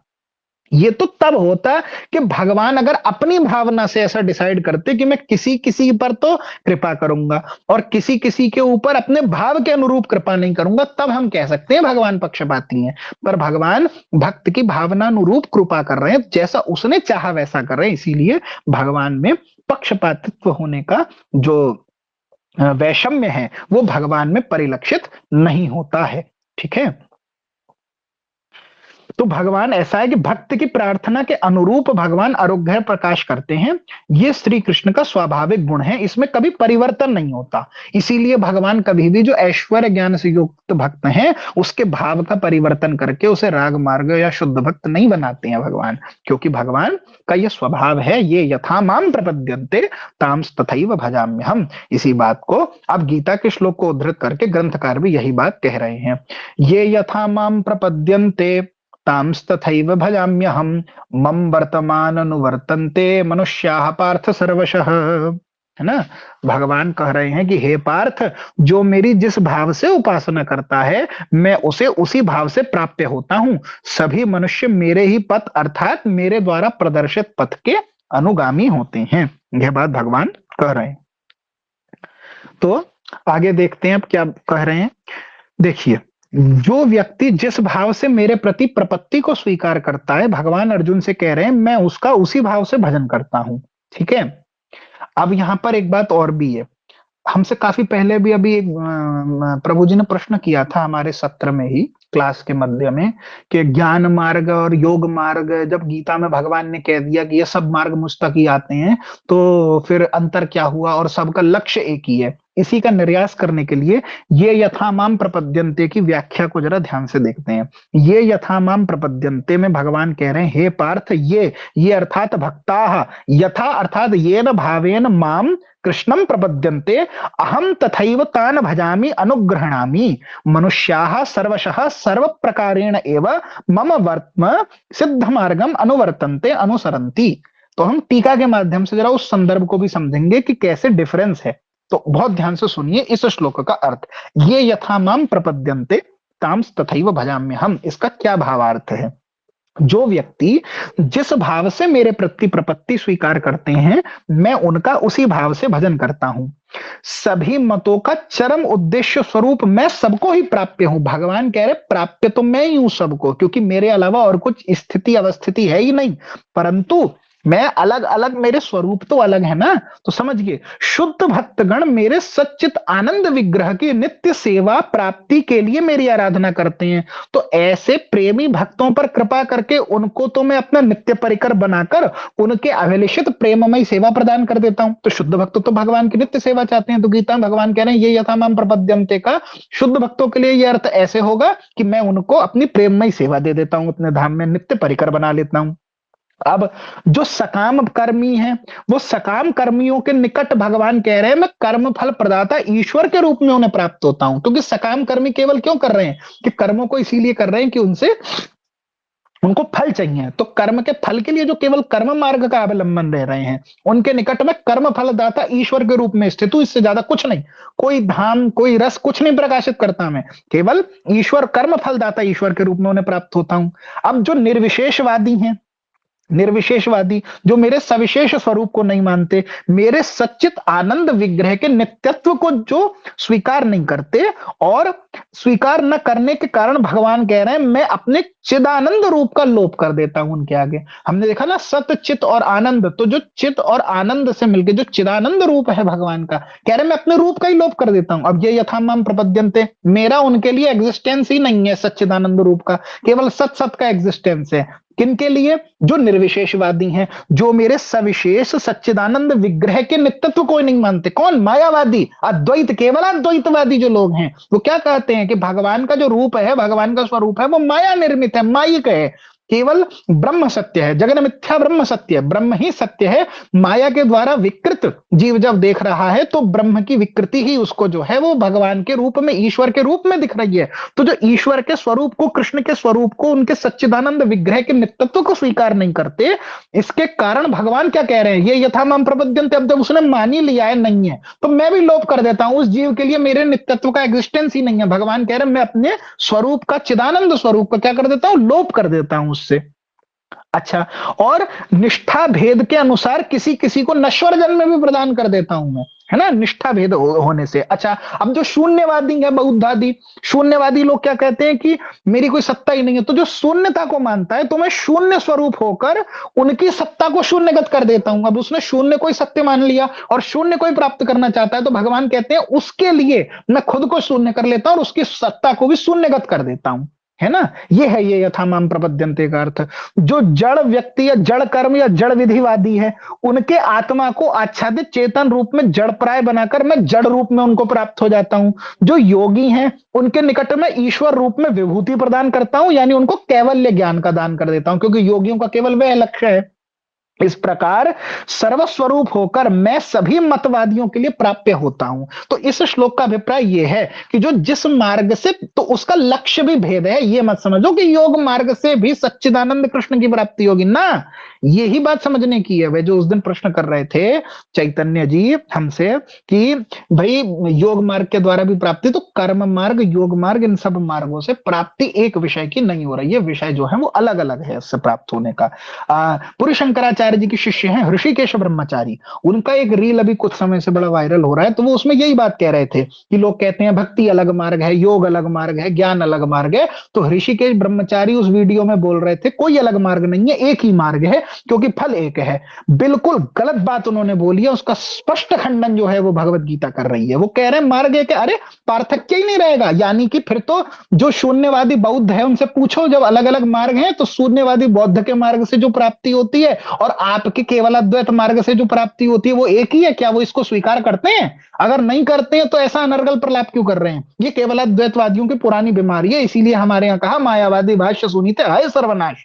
जो खुद भगवान के स्वरूप को कुछ नहीं मानते, वैसा ही दूसरों को उपदेश करते हैं। तो यहां स्पष्ट रूप से हम इस बात को कहना चाहते हैं, ये यथामाम प्रपद्यन्ते तांस तथैव भजाम्यहम् का अर्थ है, जो भगवान को जिस भावना से भजता है उसके अनुरूप उसको प्राप्ति होती है। निर्विशेषवादी के लिए भगवान केवल ब्रह्म स्वरूप निर्वाण मुक्ति प्रदान करते हैं। जो सच्चिदानंद स्वरूप को नहीं मानता उसके लिए चिदानंद स्वरूप का लोप कर देते हैं। जो सकाम कर्मी है उसके लिए केवल ईश्वर स्वरूप के कर्म फल दाता बन के प्राप्त होते हैं। जो शुद्ध भक्तगण हैं, जो सेवा के अभिलाषी हैं, उनको नित्य परिकर बनाकर सेवा देते हैं। और जो शून्यवादी हैं, खुद के स्वरूप शून्य स्वरूप होकर उसकी सत्ता को भगवान शून्यगत कर देते हैं। और जो योगी हैं उसके निकट ईश्वर रूप में केवल विभूति प्रदान करके उनको कैवल्य की प्राप्ति कराते हैं भगवान। इस प्रकार से सर्वस्वरूप होकर भगवान कह रहे हैं सभी मतवादियों को मैं ही हूं जो प्राप्त होता हूं, पर मेरे स्वरूप अलग अलग है। परंतु इन सब में जो गोलोक और व्रज है उसमें जो मेरी सेवा प्राप्ति है वही सबसे प्रधान है। यह बात तो श्रीमद् भागवत जी ही कह रही है। तो गीता के इस श्लोक के द्वारा ठीक प्रकार से समझना चाहिए कि जिस जिस प्रकार से जो भजन करता है उन्हें अपनी अपनी कामना के अनुरूप फल प्राप्त होता है। सबका फल एक समान कदापि नहीं है। यही बात से ऋषिकेश ब्रह्मचारी जी की बात का स्पष्ट खंडन हो जाता है कि सबका फल समान कदापि नहीं है। मनुष्याः पार्थ सर्वशः, इसका अर्थ कुछ लोग इस प्रकार करते हैं कि कोई कैसा भी करे। तो ये अर्थ वो जो ऋषिकेश ब्रह्मचारी जी अपने वीडियो में बोल रहे हैं वो ये अर्थ कर रहे हैं। मनुष्याः पार्थ सर्वशः का अर्थ उन्होंने ये लगा दिया इस श्लोक में, मम वर्तमान वर्तन्ते मनुष्याः पार्थ सर्वशः, इसका वो ये अर्थ लगा दे रहे हैं कि यानी कोई व्यक्ति कुछ भी करे। इसका अर्थ हो गया कि कुछ लोग इस प्रकार करते हैं, कुछ लोग उस प्रकार करते हैं, तो जो जैसा भी करे वो सब भगवान के भजन पथ में है और सबको एक ही फल प्राप्त होगा। ये महाभ्रांत धारणा है, क्योंकि फिर पथों का निर्धारण हम किस आधार पर कर रहे हैं? अगर कोई कुछ भी करे और मनुष्याः पार्थ सर्वशः, कोई मनुष्य किसी भी मार्ग को चल जाए सबसे प्राप्ति होगी, तो फिर तो आपके केवल अद्वैत मार्ग के अलावा जो जो मार्ग हैं, फिर तो बौद्ध के मार्ग से भी प्राप्ति होगी, जैन के मार्ग से भी प्राप्ति होगी, हर मार्ग से प्राप्ति होगी। तो आप तो स्वतः अपने सिद्धांत का जो है वो खंडन कर लेंगे। इसीलिए ऐसा नहीं है, फल में पार्थक्य है, सबका फल एक समान कदापि नहीं है। कुकर्मियों की, ज्ञानियों की, भक्तों की और प्रेमी भक्तों की अंत में एक ही गति होगी। ये बात तो महामूर्खतापूर्ण है। अगर आपने कह दिया एक ही मार्ग है, ज्ञान भी, कर्म भी और भक्ति भी, अगर सब एक मार्ग, तो यानी कर्म मार्गी को जो फल मिलेगा और जो योग मार्गी को फल मिलेगा और जो भक्ति मार्गी को फल मिलेगा वो एक होगा। आपकी इस बात का खंडन तो स्वयं भागवत जी कर देती हैं, और गीता में भी इस बात का खंडन है। गीता के अंदर भगवान कह रहे हैं, यान्ति देवव्रता देवान पितृन यान्ति पितृव्रताः भूतानि यान्ति भूतेज्या यान्ति मद्या जिनोपि माम। देव पूजक गण देवताओं को प्राप्त होते हैं, पितृ पूजक पितृलोक को प्राप्त होते हैं, भूत पूजक भूतलोक को प्राप्त होते हैं, मेरी पूजा करने वाले मुझे प्राप्त होते हैं। आप कह रहे हैं सब मार्गों से एक ही भगवान की प्राप्ति होती है, तो यह असिद्धांत है, अपसिद्धांत है, गलत सिद्धांत है। तो ये यथा माम प्रपद्यन्ते तांस तथैव भजाम्यहम का अर्थ है, जो जिस जिस मार्ग से मेरी उपासना करता उसको उस रूप में प्राप्त होता हूं, लेकिन सबका फल एक श्री कृष्ण है ऐसे नहीं समझना। भगवान का सच्चिदानंद रूप सबका फल नहीं है, वह केवल और केवल शुद्ध भक्ति का ही फल है। शुद्ध भक्ति के अलावा भगवान के सच्चिदानंद स्वरूप की सेवा की प्राप्ति नहीं हो सकती, सबका फल समान कदापि नहीं होता है। यह बात यहां समझने की है। अब आगे हम देख रहे हैं, आगे ग्रंथकार क्या कह रहे हैं। तो बहुत सुंदर बात, अब ये भगवान ही इस बात को कह रहे हैं, क्योंकि अभी हम पीछे देख रहे हैं ना, आमारे ईश्वर माने, भगवान के संदर्भ से बात हो रही है कि जब श्री कृष्ण अवतार लेने की इच्छा करते हैं तो भगवान कह रहे हैं कि ऐश्वर्य ज्ञान ते सब जगत मिश्र, ऐश्वर्य शिथिल प्रेम नाही मोर प्रीत। ऐश्वर्य ज्ञान से सारा जगत मिश्रित है, इसलिए मेरी प्रीति नहीं है। तो भगवान ही आगे इस बात को कह रहे हैं कि आमा के त जे जे भक्त से भजे जेई भावे तारे से भावे भजी ए मोर स्वभाव। ये मेरा स्वभाव है, जो भक्त मुझे जिस भाव से मेरी उपासना करता है मैं उस भाव से उसको प्राप्त होता हूं। फिर आगे भगवान क्या कह रहे हैं, आगे भगवान कह रहे हैं, मोर पुत्र मोर सखा मोर प्राणपति और एई भावे करे जेई मोर शुद्ध भक्ति आपना के बड़ माने आमारे समहीन सर्व भावे आमी हई ताहारे अधीन। भगवान कह रहे हैं, यदि कोई शुद्ध भक्ति भाव से मुझे अपना पुत्र, अपना मित्र या अपने प्राण प्रियतम के रूप में भावना करते हुए अपने को बड़ा मानता है और मुझे अपने समान या अपने से छोटा समझता है, तो उसके प्रेम के वशीभूत जो है वो मैं हो जाता हूं। ये बात भगवान कह रहे हैं, आपना के बड़ा माने हमारे समहीन। भगवान कह रहे हैं कि जैसे ये मेरा पुत्र है या कृष्ण मेरा पुत्र है, तो ये हो गया इस प्रकार का वात्सल्य भाव। कृष्ण मेरे सखा हैं, इस प्रकार का सख्य भाव। कृष्ण मेरे प्राण प्रति हैं, इस प्रकार के मधुर भाव से शुद्ध भक्ति करते हुए जो रस भेद से मुझे छोटा मान के स्वयं को बड़ा मानते हैं। कैसे? रस भेद से, तत्व भेद से नहीं, रस भेद से जो स्वयं को जो है बड़ा मानते हैं, मुझे छोटा मानते हैं, तो उनके इस भाव से मैं उनके अधीन हो जाता हूं, भगवान कह रहे हैं। तो जो शुद्ध भक्ति, अब यहां एक शब्द आया बड़ा सुंदर कि जेई मोर शुद्ध भक्ति, जो मेरी शुद्ध भक्ति करता है। तो जी अब शुद्ध भक्ति का क्या अर्थ है? तो शुद्ध भक्ति की परिभाषा क्या है? शुद्ध भक्ति की परिभाषा श्री रूप गोस्वामी जी दे रहे हैं कि अन्याभिलाषिता शून्यम ज्ञान कर्माद्य नावृतम आनुकूल्येन कृष्णानुशीलनम भक्तिरुत्तमा। यानी ज्ञान और कर्म के आवरण से जो हीन है, अन्य अभिलाषाओं से जो शून्य है, जो अनुकूल संकल्प युक्त है। कैसी? श्री कृष्ण के अनुशीलन रूप जो भक्ति है वही शुद्ध भक्ति है। जैसा श्री कृष्ण के अनुकूल है, उनके अनुकूल, उनके अनुशीलन में जो भक्ति है, श्री कृष्ण की इच्छा के अनुसार जो है, उसी को शुद्ध भक्ति कहते हैं। अब चैतन्य चरितामृत में हम देखें तो अब एक तरीके से हमें भक्ति के दो प्रकार प्राप्त हो गए। भक्ति और शुद्ध भक्ति के साथ हमें एक विद्ध भक्ति, विद्ध शब्द का अर्थ होता है छिद्र, जिसमें छेद है। तो विद्ध भक्ति का भी एक उल्लेख देखकर हम तीन भूभागों को देख रहे हैं भक्ति के। देखिए, पहली हमने देखी शुद्ध भक्ति। शुद्ध भक्ति क्या है? ज्ञान कर्म के आवरण से जो रहित है, अन्य अभिलाषा से जो शून्य है, अनुकूल संकल्प युक्त और श्री कृष्ण के अनुशीलन रूप जो भक्ति है वह शुद्ध भक्ति है। तो विद्ध भक्ति क्या है? इसकी उल्टी, यानी अन्य अभिलाषा से युक्त, ज्ञान कर्म योग आदि के द्वारा जो आवृत है ना, और श्री कृष्ण से पृथक भोग के अनुशीलन है जिसके अंदर। कहते कृष्ण नहीं चाह रहे हैं, कृष्ण से अतिरिक्त कुछ चाह रहे हैं। क्या चाह रहे हैं? मुक्ति चाह रहे हैं, जैसे कि अन्य वैष्णव संप्रदायों में हमें देखने को मिल रही है। वह जो भक्ति है वो हरि सेवा की सजावट से विद्ध भक्ति है। मतलब ऊपर से तो हरि सेवा है, परंतु अंदर क्या है? जैसे कर्म मिश्रा भक्ति, ज्ञान मिश्रा भक्ति, योग मिश्रा भक्ति और भोगमय व्रत मिश्रा भक्ति आदि के द्वारा जो आवृत सेवा चेष्टा है, ये सब विद्ध भक्ति के अंतर्गत हो गया। तो कर्म मिश्रा भक्ति क्या है? जहां वैदिक कर्म जो है हमारे और हमारे लौकिक कर्म, इन दोनों कर्मों का कर्मार्पण जब हम भगवान को कर देते हैं तो इसे कहते हैं कर्म मिश्रा भक्ति। जैसे मध्व संप्रदाय की परंपरा में देखा जाता है, मध्वाचार्य जी उल्लेख करते हैं कर्म मिश्रा भक्ति का कि यद्यत कर्म करोमि तत् अखिलम, सब कुछ है ना विष्णु तवाराधनम, सब कुछ भगवान विष्णु की आराधना, यानी मैं जो कर्म कर रहा हूं नित्य नैमित्तिक कर्मों को करना और उन नित्य नैमित्तिक कर्मों को कृष्णार्पण मस्तु करके कृष्ण को अर्पण कर देना। इस प्रकार से नित्य नैमित्तिक कर्मों को, वैदिक कर्मों को श्री कृष्ण को अर्पण करना और इसको भक्ति का अंग मानना, है ना। जैसे हम देखते हैं अन्य संप्रदायों के आचार्य कहते हैं कि आप रामोपासक हैं तो नित्य संध्या वंदन आदि जो कर्म है ये आपका धर्म है और इनको करके भगवान को अर्पण करना भी भक्ति का अंग है। तो इस प्रकार से कर्म मिश्रा यानी अपने नित्य नैमित्तिक कर्मों को भगवान को अर्पण करने को जो भक्ति का अंग मानते हैं, जो भक्ति मानते हैं, वो कर्म मिश्रा भक्ति है। ऐसे ही ज्ञान मिश्रा भक्ति, योग मिश्रा भक्ति, इस प्रकार की जो भक्ति है इसके द्वारा आवृत जो सेवा चेष्टा है, ये सेवा चेष्टा विद्ध भक्ति के अंतर्गत है। ठीक है, ये शुद्ध भक्ति। अब यहां समझिए, हम ये नहीं कह रहे ये न्यून भक्ति है, लेकिन यहां जो बात करी गई इस प्यार के संदर्भ में, यही भावे यही मोरे करे शुद्ध भक्ति, तो यहां शुद्ध भक्ति का अभिप्राय केवल कृष्ण सुखैक तात्पर्यमयी जो भक्ति है उसकी बात करी जा रही है। ठीक है, यहाँ जो मुक्ति की कामना है, अन्य अभिलाषा से युक्त ज्ञान कर्म और योग से आवृत है कि ज्ञान मार्ग, योग मार्ग, कर्म मार्ग को भी हम भक्ति का अंग बना रहे हैं। खिचड़ी मार्ग है ना, ज्ञान मिश्रा, योग मिश्रा भक्ति जो है, कर्म मिश्रा भक्ति जो है, और उससे कृष्ण के अतिरिक्त चेष्टा है, कृष्ण के सुख की चेष्टा प्रधान नहीं है, मोक्ष प्राप्त करना चेष्टा है। धर्म अर्थ काम मोक्ष ये पुरुषार्थ चतुष्टय जन वैष्णव संप्रदायों में पाल्य होते हैं, है ना।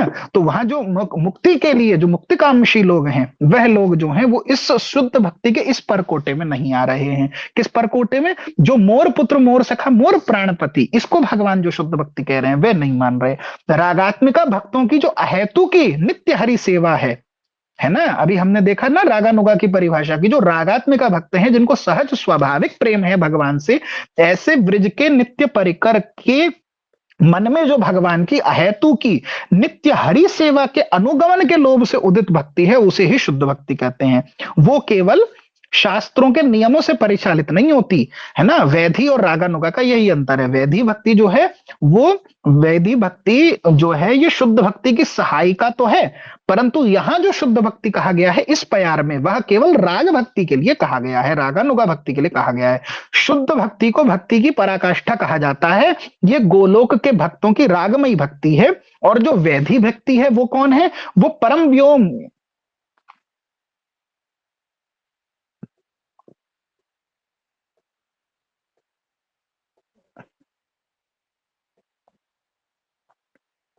जयगौर। सॉरी, कुछ डिस्टरबेंस हुआ था, क्या मेरी आवाज आ रही है आपको? हाँ जी जी। तो कह रहे हैं कि शुद्ध भक्ति को भक्ति की पराकाष्ठा कहा जाता है। वो गोलोक के भक्तों की जो रागमयी भक्ति है वो रागानुगा है, और वैधि भक्ति क्या है? परव्योम या वैकुंठ में जो भक्तों की गौरवमयी भक्ति है वो हो गई वैधि भक्ति। वैधि अर्थात शास्त्रों की विधि के अनुसार जो भक्ति करी जा रही है, तो उससे जो प्राप्ति है वो क्या है? परव्योम में त्रिपाद विभूति वैकुंठ में जो भगवान की गौरवमयी भक्ति है, और गोलोक के भक्तों की जो रागमयी भक्ति है वो हो गई रागात्मिका, और उनके अनुगत्य में जो भक्ति करी जा रही है वो हुई रागानुगा भक्ति। तो यह बात, तो भगवान फिर से अब एक बार हम देखते हैं क्या कह रहे हैं भगवान कि मोर पुत्र मोर सखा मोर प्राणपति, एई भावे करे जेई मोर शुद्ध भक्ति, और आपना के बड़ माने आमारे समहीन, सर्व भावे आमी हई ताहारे अधीन। यदि कोई शुद्ध भक्ति भाव से मुझे अपना पुत्र मित्र या प्राण प्रियतम के रूप में भावना करते हुए अपने को बड़ा मानता है और मुझे अपने समान या छोटा समझता है, तो उसके प्रेम के वशीभूत जो है मैं हो जाता हूं, ऐसा भगवान कह रहे हैं। अब आगे भागवत का एक श्लोक जो है वो उद्धृत करते हैं। भागवत का श्लोक क्या कह रहा है कि मयि भक्तिर्हि भूतानां मृत्वाय कल्पते दृष्टया यदासीन मत स्नेहो भवतीनां मदापनः। अर्थात मेरे प्रति भक्ति ही जीवों के लिए अमृत है। भगवान कह रहे हैं मेरे प्रति जो भक्ति है वो ही जीवों के लिए अमृत है। हे गोपियों, मेरे प्रति तुम्हारा जो स्नेह है वही एकमात्र तुम लोगों का मुझे प्राप्त करने का कारण है। यह श्लोक कहाँ कहा है भगवान ने? श्रीमद् भागवत के 10वें स्कंद में, जब स्यमंत पंचक में सूर्य ग्रहण लगा है। स्यमंत पंचक क्या है? स्यमंत पंचक जो है कुरुक्षेत्र में जो तालाब है, वो जो सरोवर है, उसको स्यमंत पंचक नाम है उस सरोवर का। तो उस सरोवर में सूर्य ग्रहण के उपलक्ष्य में द्वारिका से यादवगण और ब्रज से सारे ब्रजवासी और नंद महाराज के साथ जब उपस्थित हुए हैं, तब वहां गोकुल वासिनी ब्रज गोपियों के साथ श्री कृष्ण का मिलन होने पर श्री कृष्ण ने भागवत का यह श्लोक जो है उनसे कहा है। और इसमें भगवान कह रहे हैं कि मेरे प्रति जो भक्ति है वो जीवों के लिए अमृत समान है, और हे गोपियों, मेरे प्रति तुम्हारा जो स्नेह है वो ही एकमात्र मुझे प्राप्त करने का कारण है। तुम लोगों के अंदर उसी के कारण तुम मुझे प्राप्त होती हो। मेरे प्रति जो श्रवण कीर्तन आदि लक्षणों नवदा भक्ति के द्वारा ही प्राणी निसंदेह मेरे स्वरूप को प्राप्त करता है, और मेरे प्रति तुम्हारा जो स्नेह है उससे ही तुम्हें मेरा साक्षात दर्शन प्राप्त हुआ है, भगवान कह रहे हैं। फिर आगे प्यार में क्या कहते हैं, बहुत ही सुंदर प्यार है अगली। कह रहे हैं, माता मोरे पुत्र भावे करे न बंधन, अतिहीन ज्ञाने करे लालन पालन। तो अब इसको समझा रहे हैं भगवान की जो शुद्ध भक्ति है ना, या ऐश्वर्य ज्ञान से जो शिथिल हो जाती है वो तो शिथिल भक्ति हो गई, उसके अंदर भगवान कह रहे हैं मेरी प्रीति नहीं है। और जो ऐश्वर्य ज्ञान से विनिर्मुक्त है, जो शुद्ध भक्ति है, उस शुद्ध भक्ति का उदाहरण देते हुए भगवान समझा रहे हैं कि वो कैसी होती है शुद्ध भक्ति। तो भगवान कह रहे हैं, माता मोरे पुत्र भावे करे न बंधन, और अतिहीन ज्ञाने करे लालन पालन। तो मेरी माता कभी कभी पुत्र भाव से मुझे बांध देती है, और मुझे अत्यंत असहाय समझकर मेरा लालन पालन भी करती है। यहां माता शब्द से किसको अभिप्राय है? यहां माता शब्द से भगवान यशोदा जी की बात कर रहे हैं। वात्सल्य प्रेम की जो परमाश्रय हैं वो श्री यशोदा जी हैं। श्री यशोदा जी श्री कृष्ण को अपना पुत्र मान के उनका लालन पालन तो करती हैं, और कभी कभी उनका शासन भी कर देती हैं।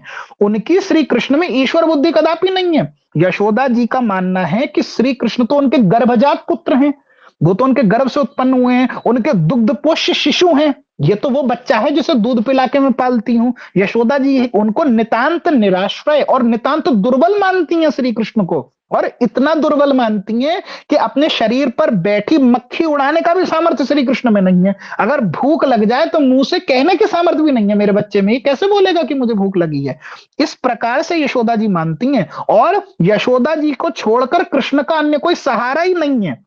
वो खिलाएंगी तो श्री कृष्ण खाएंगे, वो रक्षा करेंगी तब श्री कृष्ण की रक्षा होगी। उनका मानना है कि श्री कृष्ण में तो अपना अच्छा और बुरा विचार करने की भी क्षमता नहीं है। इसीलिए कृष्ण के मंगल के लिए यशोदा जी क्या करती हैं, उन पर शासन करती हैं, उनको डांटती हैं, फटकारती हैं, और गुस्सा आता है तो रस्सी से भी बांध देती हैं। तो इस प्रकार श्री कृष्ण के प्रति उनकी इतनी ममता बुद्धि है। श्री कृष्ण उनके शुद्ध वात्सल्य प्रेम में मुग्ध होकर के, उनके प्रेम की वश्यता को स्वीकार करके यशोदा माता के लालन पालन ताड़न भर्त्सन डांट है ना, सभी को अंगीकार करके अपरिमित आनंद का भगवान अनुभव करते हैं। इसीलिए यहां माता मोरे पुत्र भावे करे न बंधन से यशोदा जी ही ग्राह्य हैं।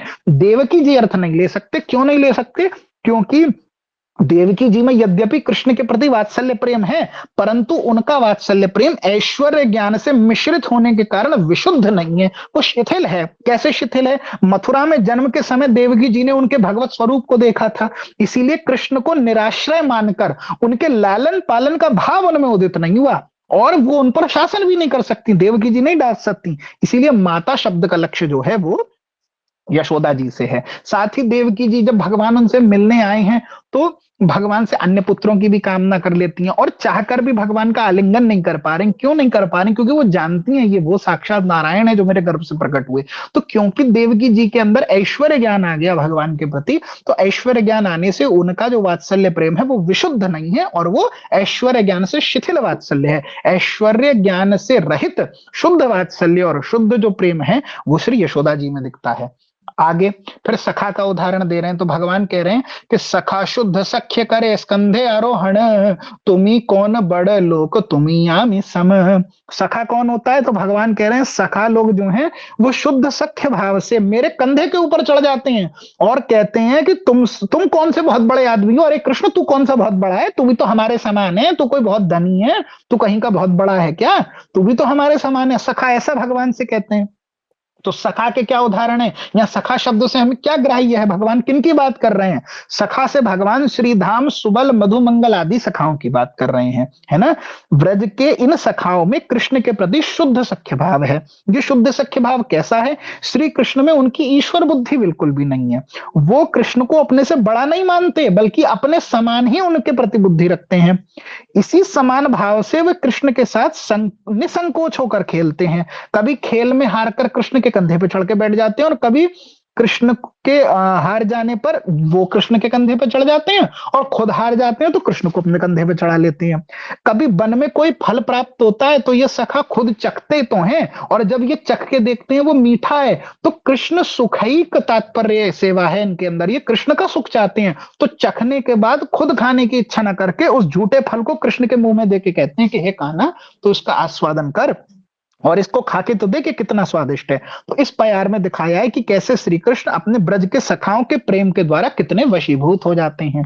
वहीं द्वारका और मथुरा के सखाओं को ले लें तो उनके अंदर जो सख्य भाव है, उनमें ये प्यार में जो बात कह रहे हैं भगवान, उनमें प्रदर्शित नहीं होता। साथ ही सख्य भक्ति के एक जो परम भक्त श्री अर्जुन जी हैं, उनके अंदर भी ये प्रदर्शित नहीं होता। कुरुक्षेत्र में कृष्ण के विश्वरूप दर्शन को करके अर्जुन भयभीत होकर कृष्ण की स्तुति करते हैं और कहते हैं कि सख्य भाव से मैंने पहले हास परिहास में आपका बड़ा अनादर कर दिया था, तो उसके लिए मुझे क्षमा कर दो, है ना। तो इसीलिए अर्जुन जी का भी जो सख्य प्रेम है वो ऐश्वर्य ज्ञान से मिश्रित होने के कारण शुद्ध सख्य नहीं है, विश्रम्भ सख्य नहीं है, वो जो है शिथिल हो चुका है उनका प्रेम। इसीलिए वो यहां सखा शब्द से ग्राह्य नहीं हो सकते श्री कृष्ण के द्वारा। लेकिन ब्रजवासी कैसे हैं कि श्री कृष्ण के द्वारा अनेकों बार गोवर्धन धारण, वैकुंठ का दर्शन कराना, इतना मतलब भगवान ने वैकुंठ का दर्शन करा दिया, गोवर्धन धारण कर दिया, इतनी बड़ी बड़ी लीलाएं कर दी, अग्निपान कर लिया, पर ये प्रदर्शित करने के बाद भी सुबल आदि सखाओं में कभी प्रेम शिथिल नहीं हुआ। उनको तब भी ऐसा लगता है कि गिरिराज धारण करते हैं तो कहते हैं कि हम डंडा लगा देते हैं तो हटा ले, तेरी कोई सामर्थ्य ना है। और ठाकुर जी अग्निपान करते हैं तो छक पिलाते हैं, मुंह में फूंक मारते हैं कि अरे ले तेरे मुंह में थोड़ी सी गर्मी लग गई होगी। तो वो ऐश्वर्य भगवान खुले आम दिखा दे, भगवान परेशान है ऐश्वर्य दिखा के, वो तो ऐश्वर्य मानने को तैयार नहीं है। इसीलिए ये जो विशेष भाव है ये ब्रजवासियों का है। फिर तीसरे, अगर माधुर्य की बात करें तो भगवान कह रहे हैं कि प्रिया यदि मान करी करय भर्त्सन, वेद स्तुति हईते हरे से मोर मन। अर्थात और यदि मेरी प्रियतमा मानकर मेरी भर्त्सरना, भक्त मेरी भत्सना या मेरी निंदा कर देती है, तो वो भत्सरना जो है ना, जो मेरी निंदा है, वो वेद स्तुतियों से भी अधिक मेरे मन का हरण कर लेती है। इस बात को भगवान कह रहे हैं कि वेद स्तुति से अधिक मेरे मन का हरण कर लेती है। क्या? मेरी निंदा जब कोई करती है मेरी प्रेयसी। तो यहाँ क्या है देखिए, उज्जवल नीलमणि में अब यहाँ पर एक शब्द आया है आज, अब बड़ा अच्छा है कि प्रसंग में शब्द आ गया तो उस शब्द को भी ले लेते हैं कि प्रिया यदि मान करी। तो मान शब्द जो है बड़ा प्रचलित है, सब लोग कह रहे हैं मान मान। मान का अर्थ हम समझते हैं प्राकृत रूप से कि रूठ करके भाग जाना, उसको मान कहते हैं। तो मान शब्द की शुद्ध परिभाषा क्या है? ये उसकी परिभाषा नहीं है। मान की परिभाषा उज्जवल नीलमणि ग्रंथ से श्रृंगार भेद प्रकरण के अंदर उज्जवल नीलमणि से उद्धृत करते हैं। तो मान की शुद्ध परिभाषा समझ ये क्या है? दाम्पत्योर भाव एकत्र सतोरप्यनुरक्तयोः स्वाभीष्टाश्लेष वीक्षादि निरोधी मान उच्यते। तो मान शब्द किसे कहते हैं? परस्पर अनुरक्त और एकत्र अवस्थित रहने पर भी। तो पहली बात, किसी को छोड़ के चले जाना, लड़ के चले जाने को मान नहीं कहते हैं, वो मान नहीं है, आप समझिए इसको। मान शब्द से हम गलत अर्थ लेकर के बैठे हैं। प्रिया जी हम कहते हैं व्यवहार में कि मानी नहीं हो गई है, तो मान का क्या अर्थ है? परस्पर अनुरक्त और एकत्रित रहने पर भी, यानी एक तो छोड़ के जाने वाली बात नहीं है, साथ में बैठी है प्रिया जी, नायिका नायक के साथ बैठी है, परस्पर एकत्रित है, अनुरक्त है, पर अनुरक्त और अवस्थित रहने पर भी नायक नायिका में अपने अपने अभिलिषित, मतलब उनकी जो मन की इच्छा है, क्या? आलिंगन, दर्शन, चुंबन, प्रिय भाषण आदि प्रतिबंधक भाव को मान कहते हैं। मतलब यानी मन में खुद के भी इच्छा है कि अपने प्रिय से आलिंगन करें, दर्शन करें, चुंबन करें, प्रिय भाषण करें, पर इच्छा होते हुए भी जानबूझ के उस पर प्रतिबंध लगाना या प्रिय चेष्टा करे तो उस चेष्टा को रोकना, इसको मान कहते हैं। ये मान की उज्जवल नीलमणि की परिभाषा है। तो प्रिया यदि मान करी, श्री कृष्ण की जो प्रेयसी व्रज सुंदरियां हैं वो मानवती होकर अनेक बार क्या करती हैं? श्री कृष्ण का तिरस्कार करती हैं। किंतु श्री कृष्ण इससे रुष्ट नहीं होते हैं, अपितु उन्हें इतना आनंद होता है कि भगवान कह रहे हैं जितना वेदों की स्तुति सुन के मुझे आनंद नहीं होता, उससे अधिक आनंद इनकी निंदा सुन करके होता है।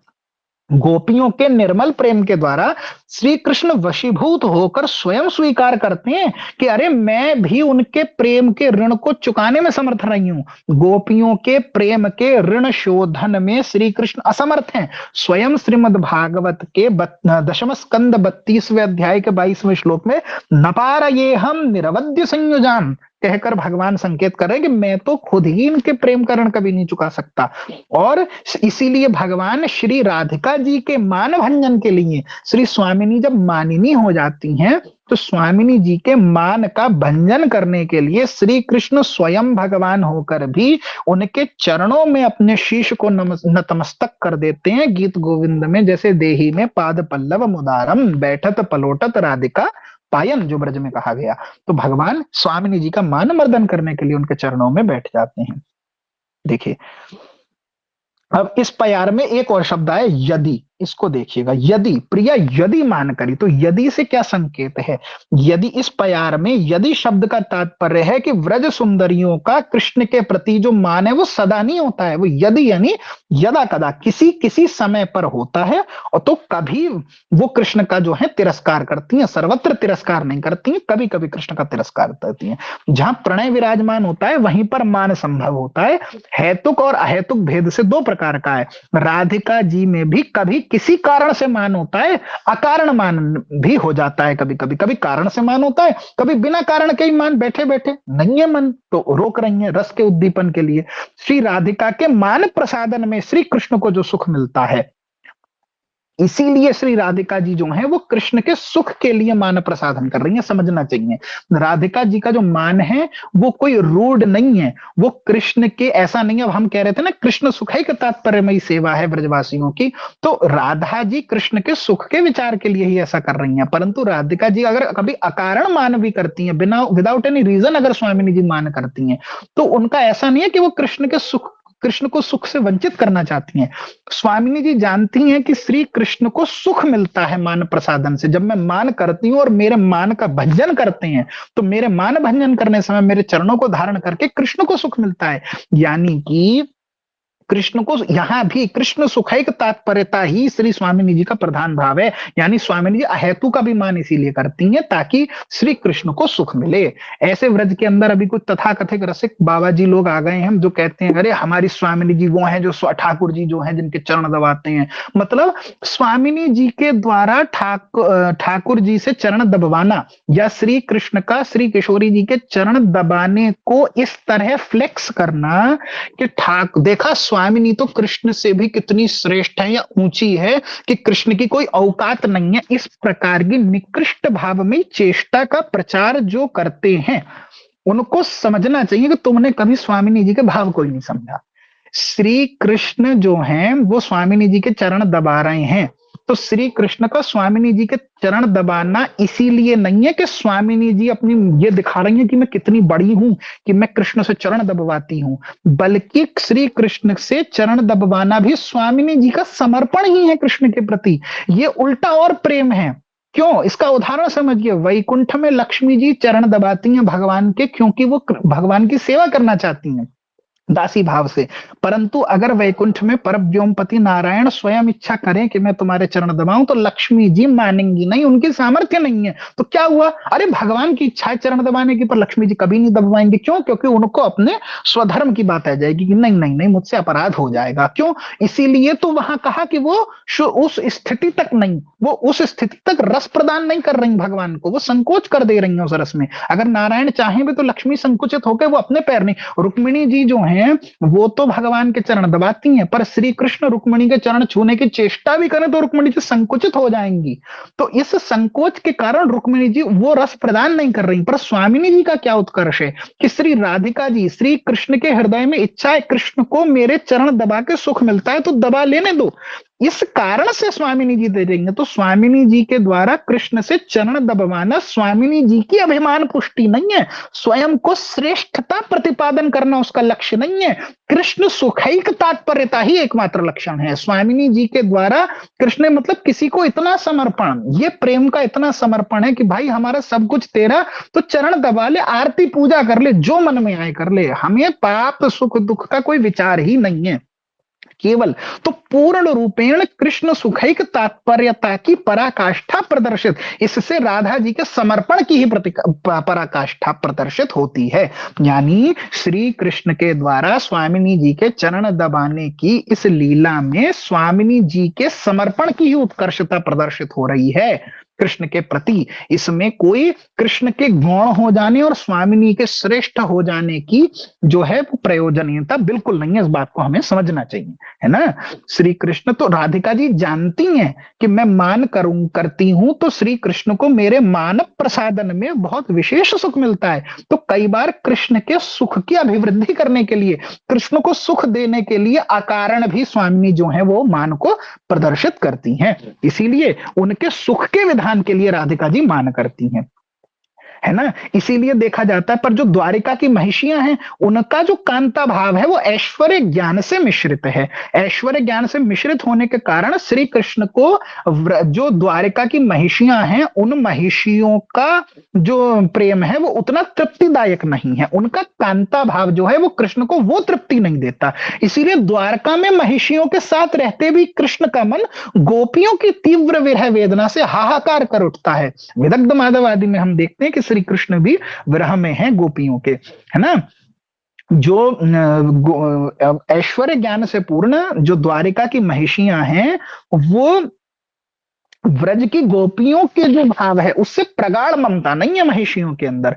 कभी कभी द्वारका की महिषियां भी मानवती होती हैं, ऐसा नहीं है। रुक्म सत्यभामा जी तो मान करती हैं, तो द्वारका की महिषियां भी मानवती होती हैं, परंतु द्वारका की महिषियां श्री कृष्ण का तिरस्कार नहीं कर पाती। उनकी इतनी सामर्थ्य नहीं है कि तिरस्कार कर दे कृष्ण का, क्योंकि तिरस्कार करने पर कृष्ण ही कभी, और ऐसा छोड़ दो कृष्ण भी कभी कभी, अब जैसे ब्रज गोपियों का तिरस्कार भगवान कर देते हैं, क्यों आइयो, है ना, ब्रूयात गमन कारणम। तो ऐसे ही श्री कृष्ण जो है वो कभी द्वारिका की महिषियों का भी तिरस्कार कर देते हैं। तो भले ही महिषियां कभी तिरस्कार कर दें, लेकिन अगर गलती से कृष्ण तिरस्कार कर देते हैं महिषियों का, तो इस डर से कि कहीं कृष्ण हमारा परित्याग ना कर दें, इस आशंका से कृष्ण के तिरस्कार करने पर शीघ्र ही अपना मान त्याग देती हैं। जैसे हमने पीछे देखा था कि श्री रुक्मणी जी से भगवान ने कहा कि तुम तो इतनी श्रेष्ठ हो और मैं तो अकिंचन हूं, तो मेरा और तुम्हारा रिश्ता तो कहीं भी पैरेलल नहीं है, और तुम्हारे पिता ने तो बड़े बड़े क्षत्रिय योद्धाओं से तुम्हारी बात करी थी, वचन भी दे दिया था, तो मेरे जैसे से तुमने विवाह क्यों करा? अपने समान जैसे लोगों से विवाह करना चाहिए। तो हे रुक्मणी, तुम अभी भी कोई देर नहीं हुई है, विवाह भले ही हो गया है, तुम अभी भी अपने योग्य कोई देख लो, श्रेष्ठ क्षत्रिय देख लो, और मेरा कोई बात नहीं, छोड़ दो, मैं कुछ नहीं कह रहा। इस बात को सुनने मात्र से रुक्मणी जी को इतना विरह, इतना डर उत्पन्न हो गया कि कहीं मेरे कांत मुझे छोड़ ना दें।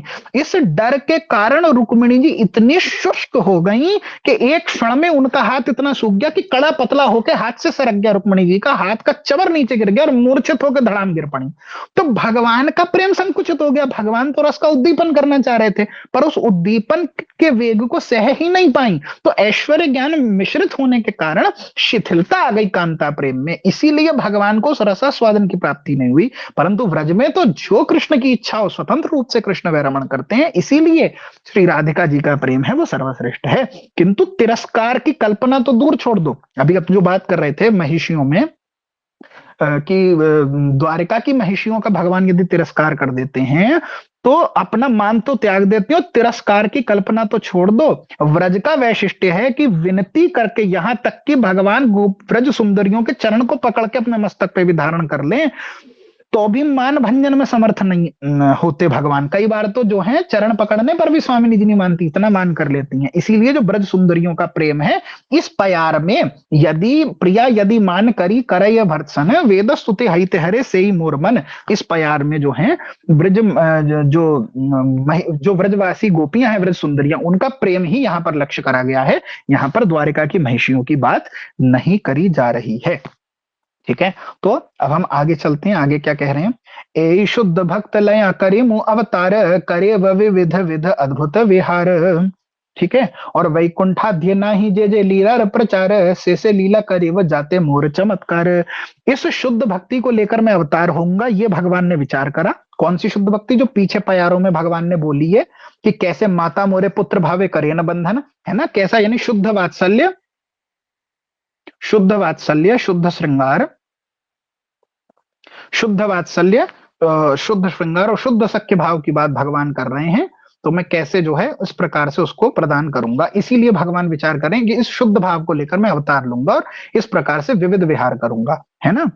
और शुद्ध भक्ति को लेकर मैं अवतार लूंगा और नाना प्रकार की अद्भुत लीलाएं करूंगा, जो वैकुंठ आदि में अर्थात वैकुंठ, अयोध्या, द्वारका, मथुरा में भी अज्ञात है ना। वैकुंठ आद्य नाही जे जे लीला प्रचार, वैकुंठ आदि शब्द से अभिप्राय है वैकुंठ लोक, अयोध्या, द्वारिका, मथुरा में भी जो अज्ञात है, मैं ऐसी ऐसी लीलाओं का प्रकाश करूंगा जिससे मैं स्वयं भी चमत्कृत हो जाऊंगा। मगर भगवान कह रहे हैं मैं भी चमत्कृत हो जाऊंगा। से लीला करे वो जाते मोर चमत्कार, कि मैं भी उससे चमत्कृत हो जाऊंगा, ऐसी लीला। और ये कैसे हो सकती है ऐसी लीला कि जिससे भगवान भी चमत्कृत हो जाए? तो मोह विषये गोपी गणेर उपपति भावे, योग माया करीवेक आपन प्रभावे।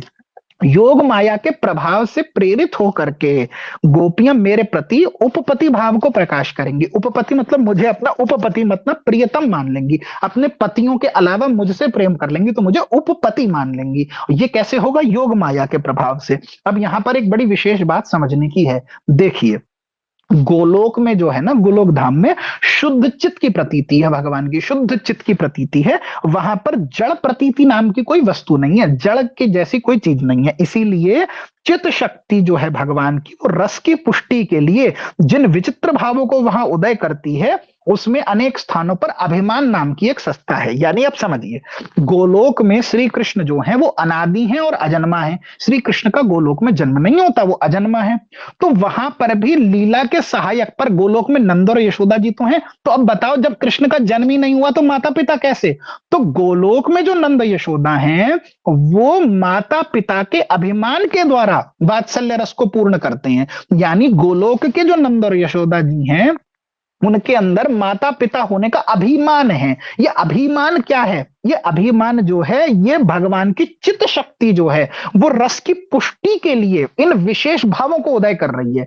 भगवान की जो चित्त शक्ति है उसी से सब प्रकट है। तो चित्त शक्ति जो है विशेष रस की पुष्टि करने के लिए नंद यशोदा जी के भीतर ये अभिमान है कि ये हमारा बालक है। वो ऐसा जानते हैं कि ये हमारा बालक है, इससे वात्सल्य रस पुष्ट हो रहा है। यद्यपि गोलोक में श्री कृष्ण का जन्म नहीं है, वो नित्य किशोर अजन्मा है, अनादि अजन्मा है, तो भी वहां पर वात्सल्य कैसे पुष्ट हो रहा है? वो नंद यशोदा के हृदय के अभिमान से। ऐसे ही श्रृंगार रस में भी विप्रलंब रस, विप्रलंब मतलब वियोग का, और संभोग रस, संभोग अर्थात मिलन का रस, तो विप्रलंब और संभोग का भी अभिमान जो है वो विराजमान है गोपियों के अंदर नित्य गोलोक में। उसके कारण जो है श्रृंगार रस की सिद्धि हो रही है ना। और परकीय भाव में भी शुद्ध स्वकीयत्व रहने पर भी जो परकीय अभिमान है, परकीय अभिमान मतलब उपपति होने का अभिमान, कि भगवान जो है वो हमारे उपपति हैं, वो नित्य वर्तमान। तो ये सब कौन? ये योग माया के प्रभाव से गोलोक में होता है। यद्यपि गोलोक में प्रकट रूप से कोई उपपति नहीं है ना। राधा जी की अभिमन्यु गोप से प्रकट रूप से विवाह नहीं हुआ है, और चंद्रावली जी का गोवर्धन आदि से या ललिता जी का अपने अपने पतियों से प्रकट विवाह कोई नित्य गोलोक में नहीं है। वहां उनका प्रकट रूप से अवस्थिति नहीं है। परंतु तब भी गोलोक में भी ब्रज सुंदरियों को यह अभिमान रहता है कि ये हमारे उपपति हैं, है ना, हम इनसे प्रेम करते हैं, हमारा संबंध किसी और से। यद्यपि वो प्रकट नहीं है वहां पे, पर उनको ये अभिमान रहता है। तो ये अभिमान कौन कराती है? ये अभिमान योग माया शक्ति भगवान की कराती है। जब भगवान प्रकट व्रज में लीला करते हैं तो प्रकट व्रज में ये सारा अभिमान योग माया के प्रभाव से स्थूल हो जाता है। जैसे गोलोक में ये सूक्ष्म रूप में विराजमान है, गोलोक में जन्म नहीं हुआ है, परंतु गोलोक में केवल मन में अभिमान है, सूक्ष्म अभिमान है नंद यशोदा के कि ये हमारा बालक है। गोलोक में श्रृंगार रस में भी प्रकट रूप से परकीय भाव विशेष में वो नहीं है, परंतु ये मन में बात विराजमान है कि उनके कि जो है ये हमारे कांत हैं, उपपति हैं, है ना। लेकिन जब भगवान प्रकट लीला करते हैं, जब गोकुल की लीला, गोकुल मतलब ब्रज में जब आते हैं भगवान, तो ब्रज की लीला जब लक्षित होती है तो ब्रज की लीला में यशोदा जी को प्रसव होता है, उनके गर्भ से जन्म लेते हैं भगवान, है ना। कृष्ण का सूतिका गृह में जन्म लेना और अभिमन्यु और गोवर्धन आदि के साथ जो नित्य सिद्धा गोपियों का विवाह मूलक ये जो परकीय अभिमान है, ये सब कुछ अत्यंत स्थूल रूप में दिखाई पड़ता है जब प्रकट लीला भगवान करते हैं, है ना। तो इस बात को हमें समझना होगा। जो शुद्ध परकीयत्व है भगवान का, परकीय भाव अर्थात जहां नायिका जो है वो नायक की क्या होती है, केवल प्रेयसी होती है, प्रेयसी का संबंध है। अभी थोड़ा सा आगे चलेंगे तो स्वकीय और परकीय की भी परिभाषा आएगी, तो डिटेल में वहां देखेंगे। तो हम बस यहां पर इतना संकेत करना चाहते हैं, जिन्हें पहले से पता है वो समझ लें, नहीं पता तो आगे आएगा विषय, तब पढ़ लेंगे अगले सत्र में, कि गोकुल और व्रज में ही, व्रज को ही गोकुल कहा गया है शास्त्रों में हमारे, है ना। तो गोकुल शब्द से अभी जो व्रजमंडल में गोकुल नाम की जगह पड़ती है उसको नहीं कहा जा रहा है, जो व्रजमंडल है उसी को, ये जो प्रकट भौम लीला, ये जो भौम वृंदावन, भौम मतलब इस भूमि पर जो हमें वृंदावन दिखता है उसको हम कह रहे हैं गोकुल। तो ये जो व्रज है इसमें शुद्ध परकीयत्व होता है, केवल व्रज में शुद्ध परकीयत्व है, गोलोक में भी वो नहीं है ना। गोलोक में शुद्ध परकीयत्व की बात नहीं है, क्योंकि वहां पर जो है अलग रस है। ठीक है, अब आगे हम इसमें चलते हैं, अगली पायार में क्या कह रहे हैं। आमिह न जानीता न जाने गोपी गण, दोहार रूप गुणे दोहार नित्य हरे मन। अर्थात योग माया के कारण से ना तो मैं इसको जान सकूंगा, किस बात को, कि गोपी जो है वो मुझे उपपति मानेंगी ना, तो ना तो योग माया के प्रभाव से मैं जान सकूंगा, ना ही गोपियां इस बात को जान सकेंगी, क्योंकि हमारा मन एक दूसरे के रूप और गुणों के द्वारा नित्य आकृष्ट रहेगा। मतलब भगवान कह रहे हैं मेरी योग माया ऐसी लीला करेगी, ना तो मैं जान सकूंगा कि मैं अलग हूं, ना वो जान सकेंगी, हम केवल योग माया के द्वारा एक दूसरे के प्रेम में आकृष्ट रहेंगे। और धर्म छाड़ी रागे दोहे करे ये मिलन, प्रभु कभू मिले कभू ना मिले दैवेर घटन। भगवान कह रहे हैं संसार के मर्यादा रूपी धर्म का त्याग करके हमारा अनुराग ही हम दोनों के मिलन कराएगा। किसका, ब्रज गोपियों का और भगवान का। कह रहे हैं संसार की मर्यादा रूपी धर्म को हम त्याग देंगे और हमारा प्रेम ही हमारा मिलन कराएगा, और योग माया के प्रभाव से कभी तो हमारा मिलन होगा और कभी हमारा मिलन नहीं होगा। तो ये दोनों चीज हम आस्वादन करेंगे। और यही सब रस निर्यास करेव आस्वाद, यही द्वारे करेव सर्व भक्तेर प्रसाद। तो भगवान कह रहे हैं इस प्रकार से मैं इन सभी रसों के सार का आस्वादन करूंगा और इन्हीं लीलाओं के द्वारा सभी भक्तों के ऊपर जो है मैं क्या करूंगा, अपनी कृपा करूंगा। और व्रजेर निर्मल राग सुनी भक्त गण, राग मार्गे भजे जेन छाड़ी धर्म कर्म। ठीक है, ब्रज के इस निर्मल अनुराग के विषय में श्रवण करके भक्त लोग सभी अनित्य धर्म कर्मों को छोड़कर मेरा राग मार्ग में भजन करेंगे। मतलब भगवान कह रहे हैं मेरे जो भक्त हैं वो सभी ऐसे कर्मों को छोड़ देंगे। कौन से कर्मों को छोड़ देंगे, यहाँ कह रहे हैं ना व्रजेर निर्मल राग सुनी भक्तगण, ऐसे में ब्रज के निर्मल राग को प्रकट करूंगा। भगवान कह रहे हैं कि सारे धर्म और कर्मों का परित्याग करके, छोड़ करके राग मार्ग से भी मेरा भजन करेंगे। मैं ऐसे जो है ब्रज के निर्मल राग को प्रकट करूंगा, ऐसे रस का निर्यास प्रकट करूंगा, है ना। देखो, तो वैकुंठ आदि में अर्थात वैकुंठ गोलोक आदि में जिन सब लीलाओं का प्रचार नहीं है, उन लीलाओं का प्रचार भगवान कह रहे हैं मैं कृष्णावतार में करूंगा। उन लीलाओं से स्वयं मैं भी चमत्कृत हो जाऊंगा। मेरी जो योग माया स्वरूप शक्ति है उसके अचिंत्य प्रभाव से, मेरी इच्छा से मेरी नित्य प्रिया गोपियों के हृदय में उपपति भाव संचार हो जाएगा। यद्यपि गोपियां भगवान की शक्ति हैं, लक्ष्मी स्वरूप नहीं है, उनका विस्तार ही है भगवान की शक्ति का, परंतु मेरी योग माया ऐसा करेगी कि उनके हृदय में उपपति का भाव, कि ये मेरे डायरेक्ट पति नहीं है, ये हमारे उपपति हैं, हमारा विवाह तो किसी और से हो चुका है, श्री कृष्ण तो हमारे केवल प्रियतम हैं, हम इनसे प्यार करती हैं, हमारे पति के अलावा ये एक्स्ट्रा मैरिटल रिलेशन है हमारा इससे। ये जो उपपति का भाव है, ये मेरी योग माया जो है वो इन शक्ति, मेरी गोपियां यद्यपि मेरी शक्ति है पर उनके अंदर योग माया इस भाव का संचार कर देगी। और भगवान कह रहे हैं मैं भी उस समय रस की पुष्टि के लिए इन्हें जान नहीं पाऊंगा, मुझे भी ये ज्ञात नहीं होगा कि ये गोपियां मेरी शक्ति हैं। क्यों, ताकि रस की अभिवृद्धि हो, अर्थात भगवान की अचिंत्य शक्ति भगवान की सर्वज्ञता का ही गोपन कर देगी। यही तो अचिंत्य शक्ति है, भगवान सर्वज्ञ है, सब कुछ जानती हैं, पर उनकी अचिंत्य शक्ति उनकी सर्वज्ञता का गोपन कर देगी। भगवान भी नहीं जा पाएंगे कि श्री राधिका जी उनकी नित्य संगिनी है। क्यों, ताकि अद्भुत रस उत्पन्न हो ना, भगवान उस रस का आस्वादन करना चाहते हैं। इस प्रकार से अद्भुत रस उत्पन्न करेंगी और गोपियां मेरी स्वरूप शक्ति होने पर भी उसे नहीं जान पाएंगी। वही बात पीछे की प्यार में कही कि आमिह न जानीता है न जाने गोपीगण, ना तो मैं जान पाऊंगा इस बात को कि वो मेरी शक्ति, ना वो जान पाएंगे, ना वो मेरी ही शक्ति है।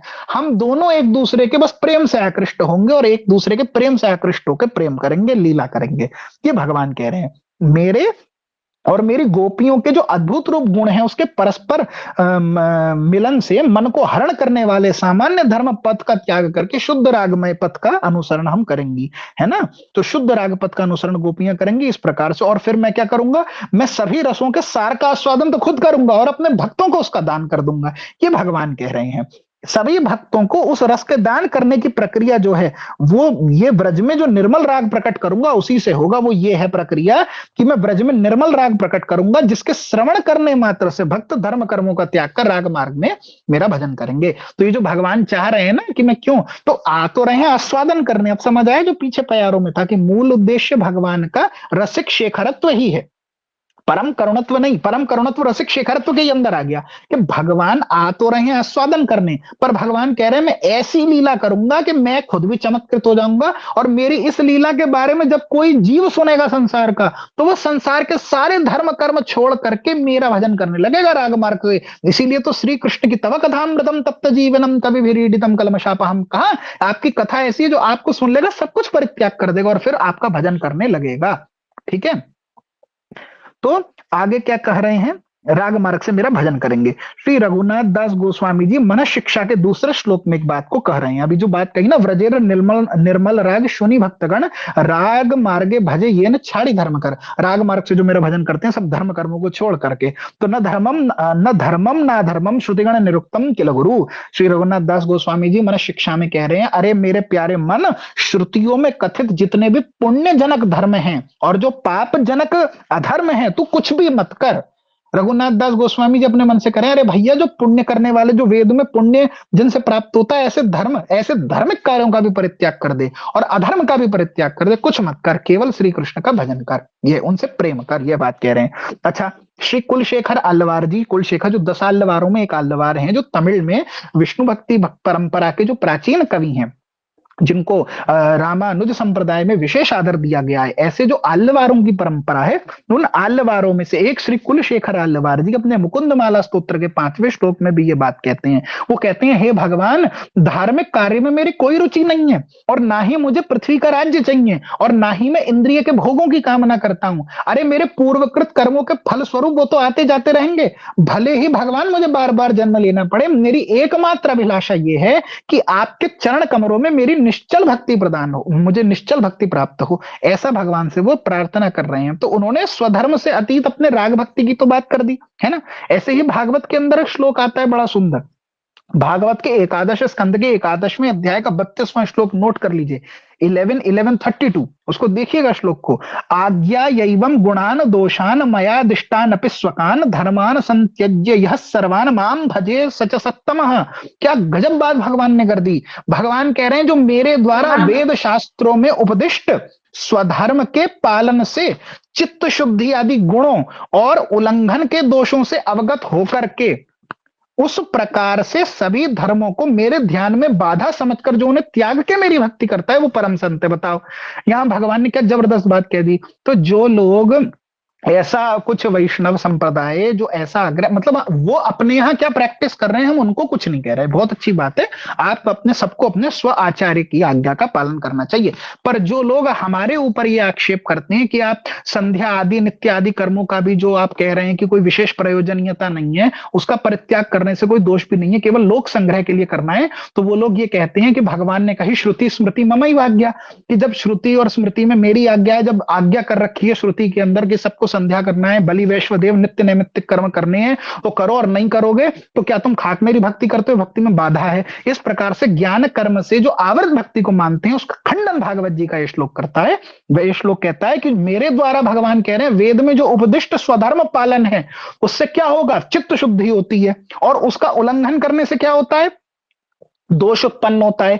इस सब ज्ञान को जो जान लेता है और इसे जान करके इन वेद शास्त्रों में उपदिष्ट धर्म अधर्म जितनी भी बात हैं, इन धर्मों को मेरे ध्यान में बाधा मान करके जो उनका परित्याग करके मेरी भक्ति करता है, भगवान कह रहे हैं परम संत है, परम संत है जो समस्त धर्म आदि का परित्याग करके मेरी भक्ति। तो भगवान ने इस बात को यहां प्रतिपादित कर दिया है। तो इस प्रकार से हमने यहां तक का देखा। अब हम आगे का प्रसंग जो है अगले सत्र में देखेंगे, जहां आप भागवत का एक श्लोक बड़ा अच्छा उद्धृत कर रहे हैं, जिसमें भागवत में भगवान जो कह रहे हैं कि भगवान श्री कृष्ण कहते हैं भक्तों के ऊपर अनुग्रह करने के लिए वो अपनी नित्य नर देह को प्रकट करके चित्त को आकृष्ट करने वाली ऐसी क्रीड़ाएं करते हैं जिसे सुनकर साधारण जीव भी भगवत परायण हो जाते हैं।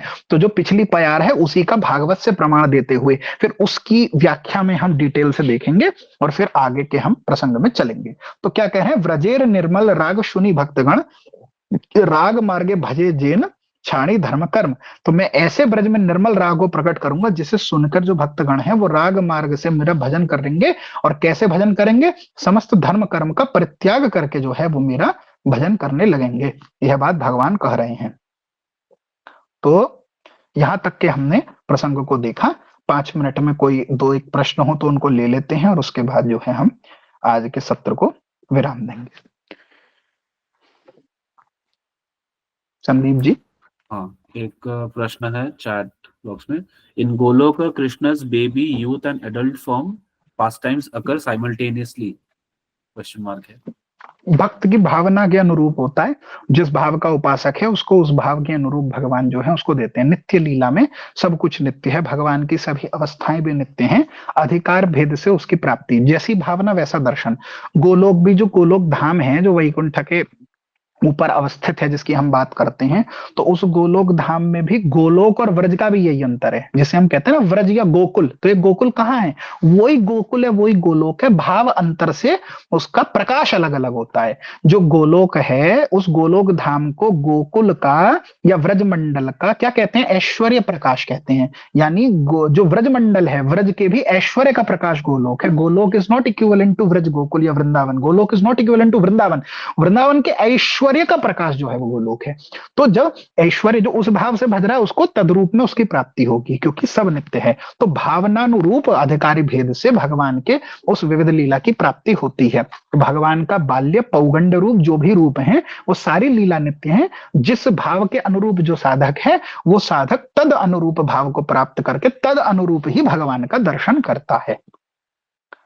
और कोई प्रश्न चैट बॉक्स में तो नहीं है, बट अगर किसी को कोई प्रश्न है तो वो हैंड रेज करके पूछ सकते हैं।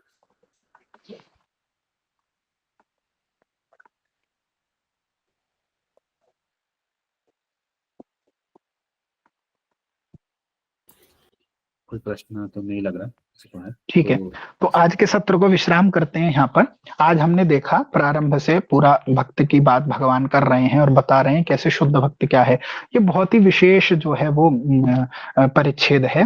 तो जो लोग YouTube के माध्यम से भी सुन रहे हैं उनको भी ये बोलेंगे कि इस सत्र को बीच में से सुनेंगे तो आपको समस्या होगी, तो इस वाले सत्र से मतलब चतुर्थ परिच्छेद को शुरू से समझना चाहिए। और भक्ति मार्ग के जो भी अनुगामी है, जो जो नवीन भक्त हैं जुड़ रहे हैं, तो बहुत सारे प्रश्न रहते हैं। राग भक्ति क्या होती है, रागात्मिका रागानुगा, इसका तो आज ही निरूपण करा। स्वकीय परकीय का अगले सत्र में निरूपण होगा। तो इस प्रकार के विषय व्रज की भक्ति क्या है उसको समझना चाहते हैं और इस व्रज मार्ग की उपासना में प्रवेश करना चाहते हैं, तो उसके लिए चैतन्य चरितामृत का चतुर्थ परिच्छेद बहुत बहुत बहुत महत्वपूर्ण है। तो बहुत ध्यान से जो है इसका अध्ययन करना चाहिए। तो आज के सत्र को इसी के साथ हम विराम करते हैं और अगले सत्र में आपसे मिलेंगे, तब हम आगे की परिचर्चा करेंगे। श्री राधा रमण लाल की जय।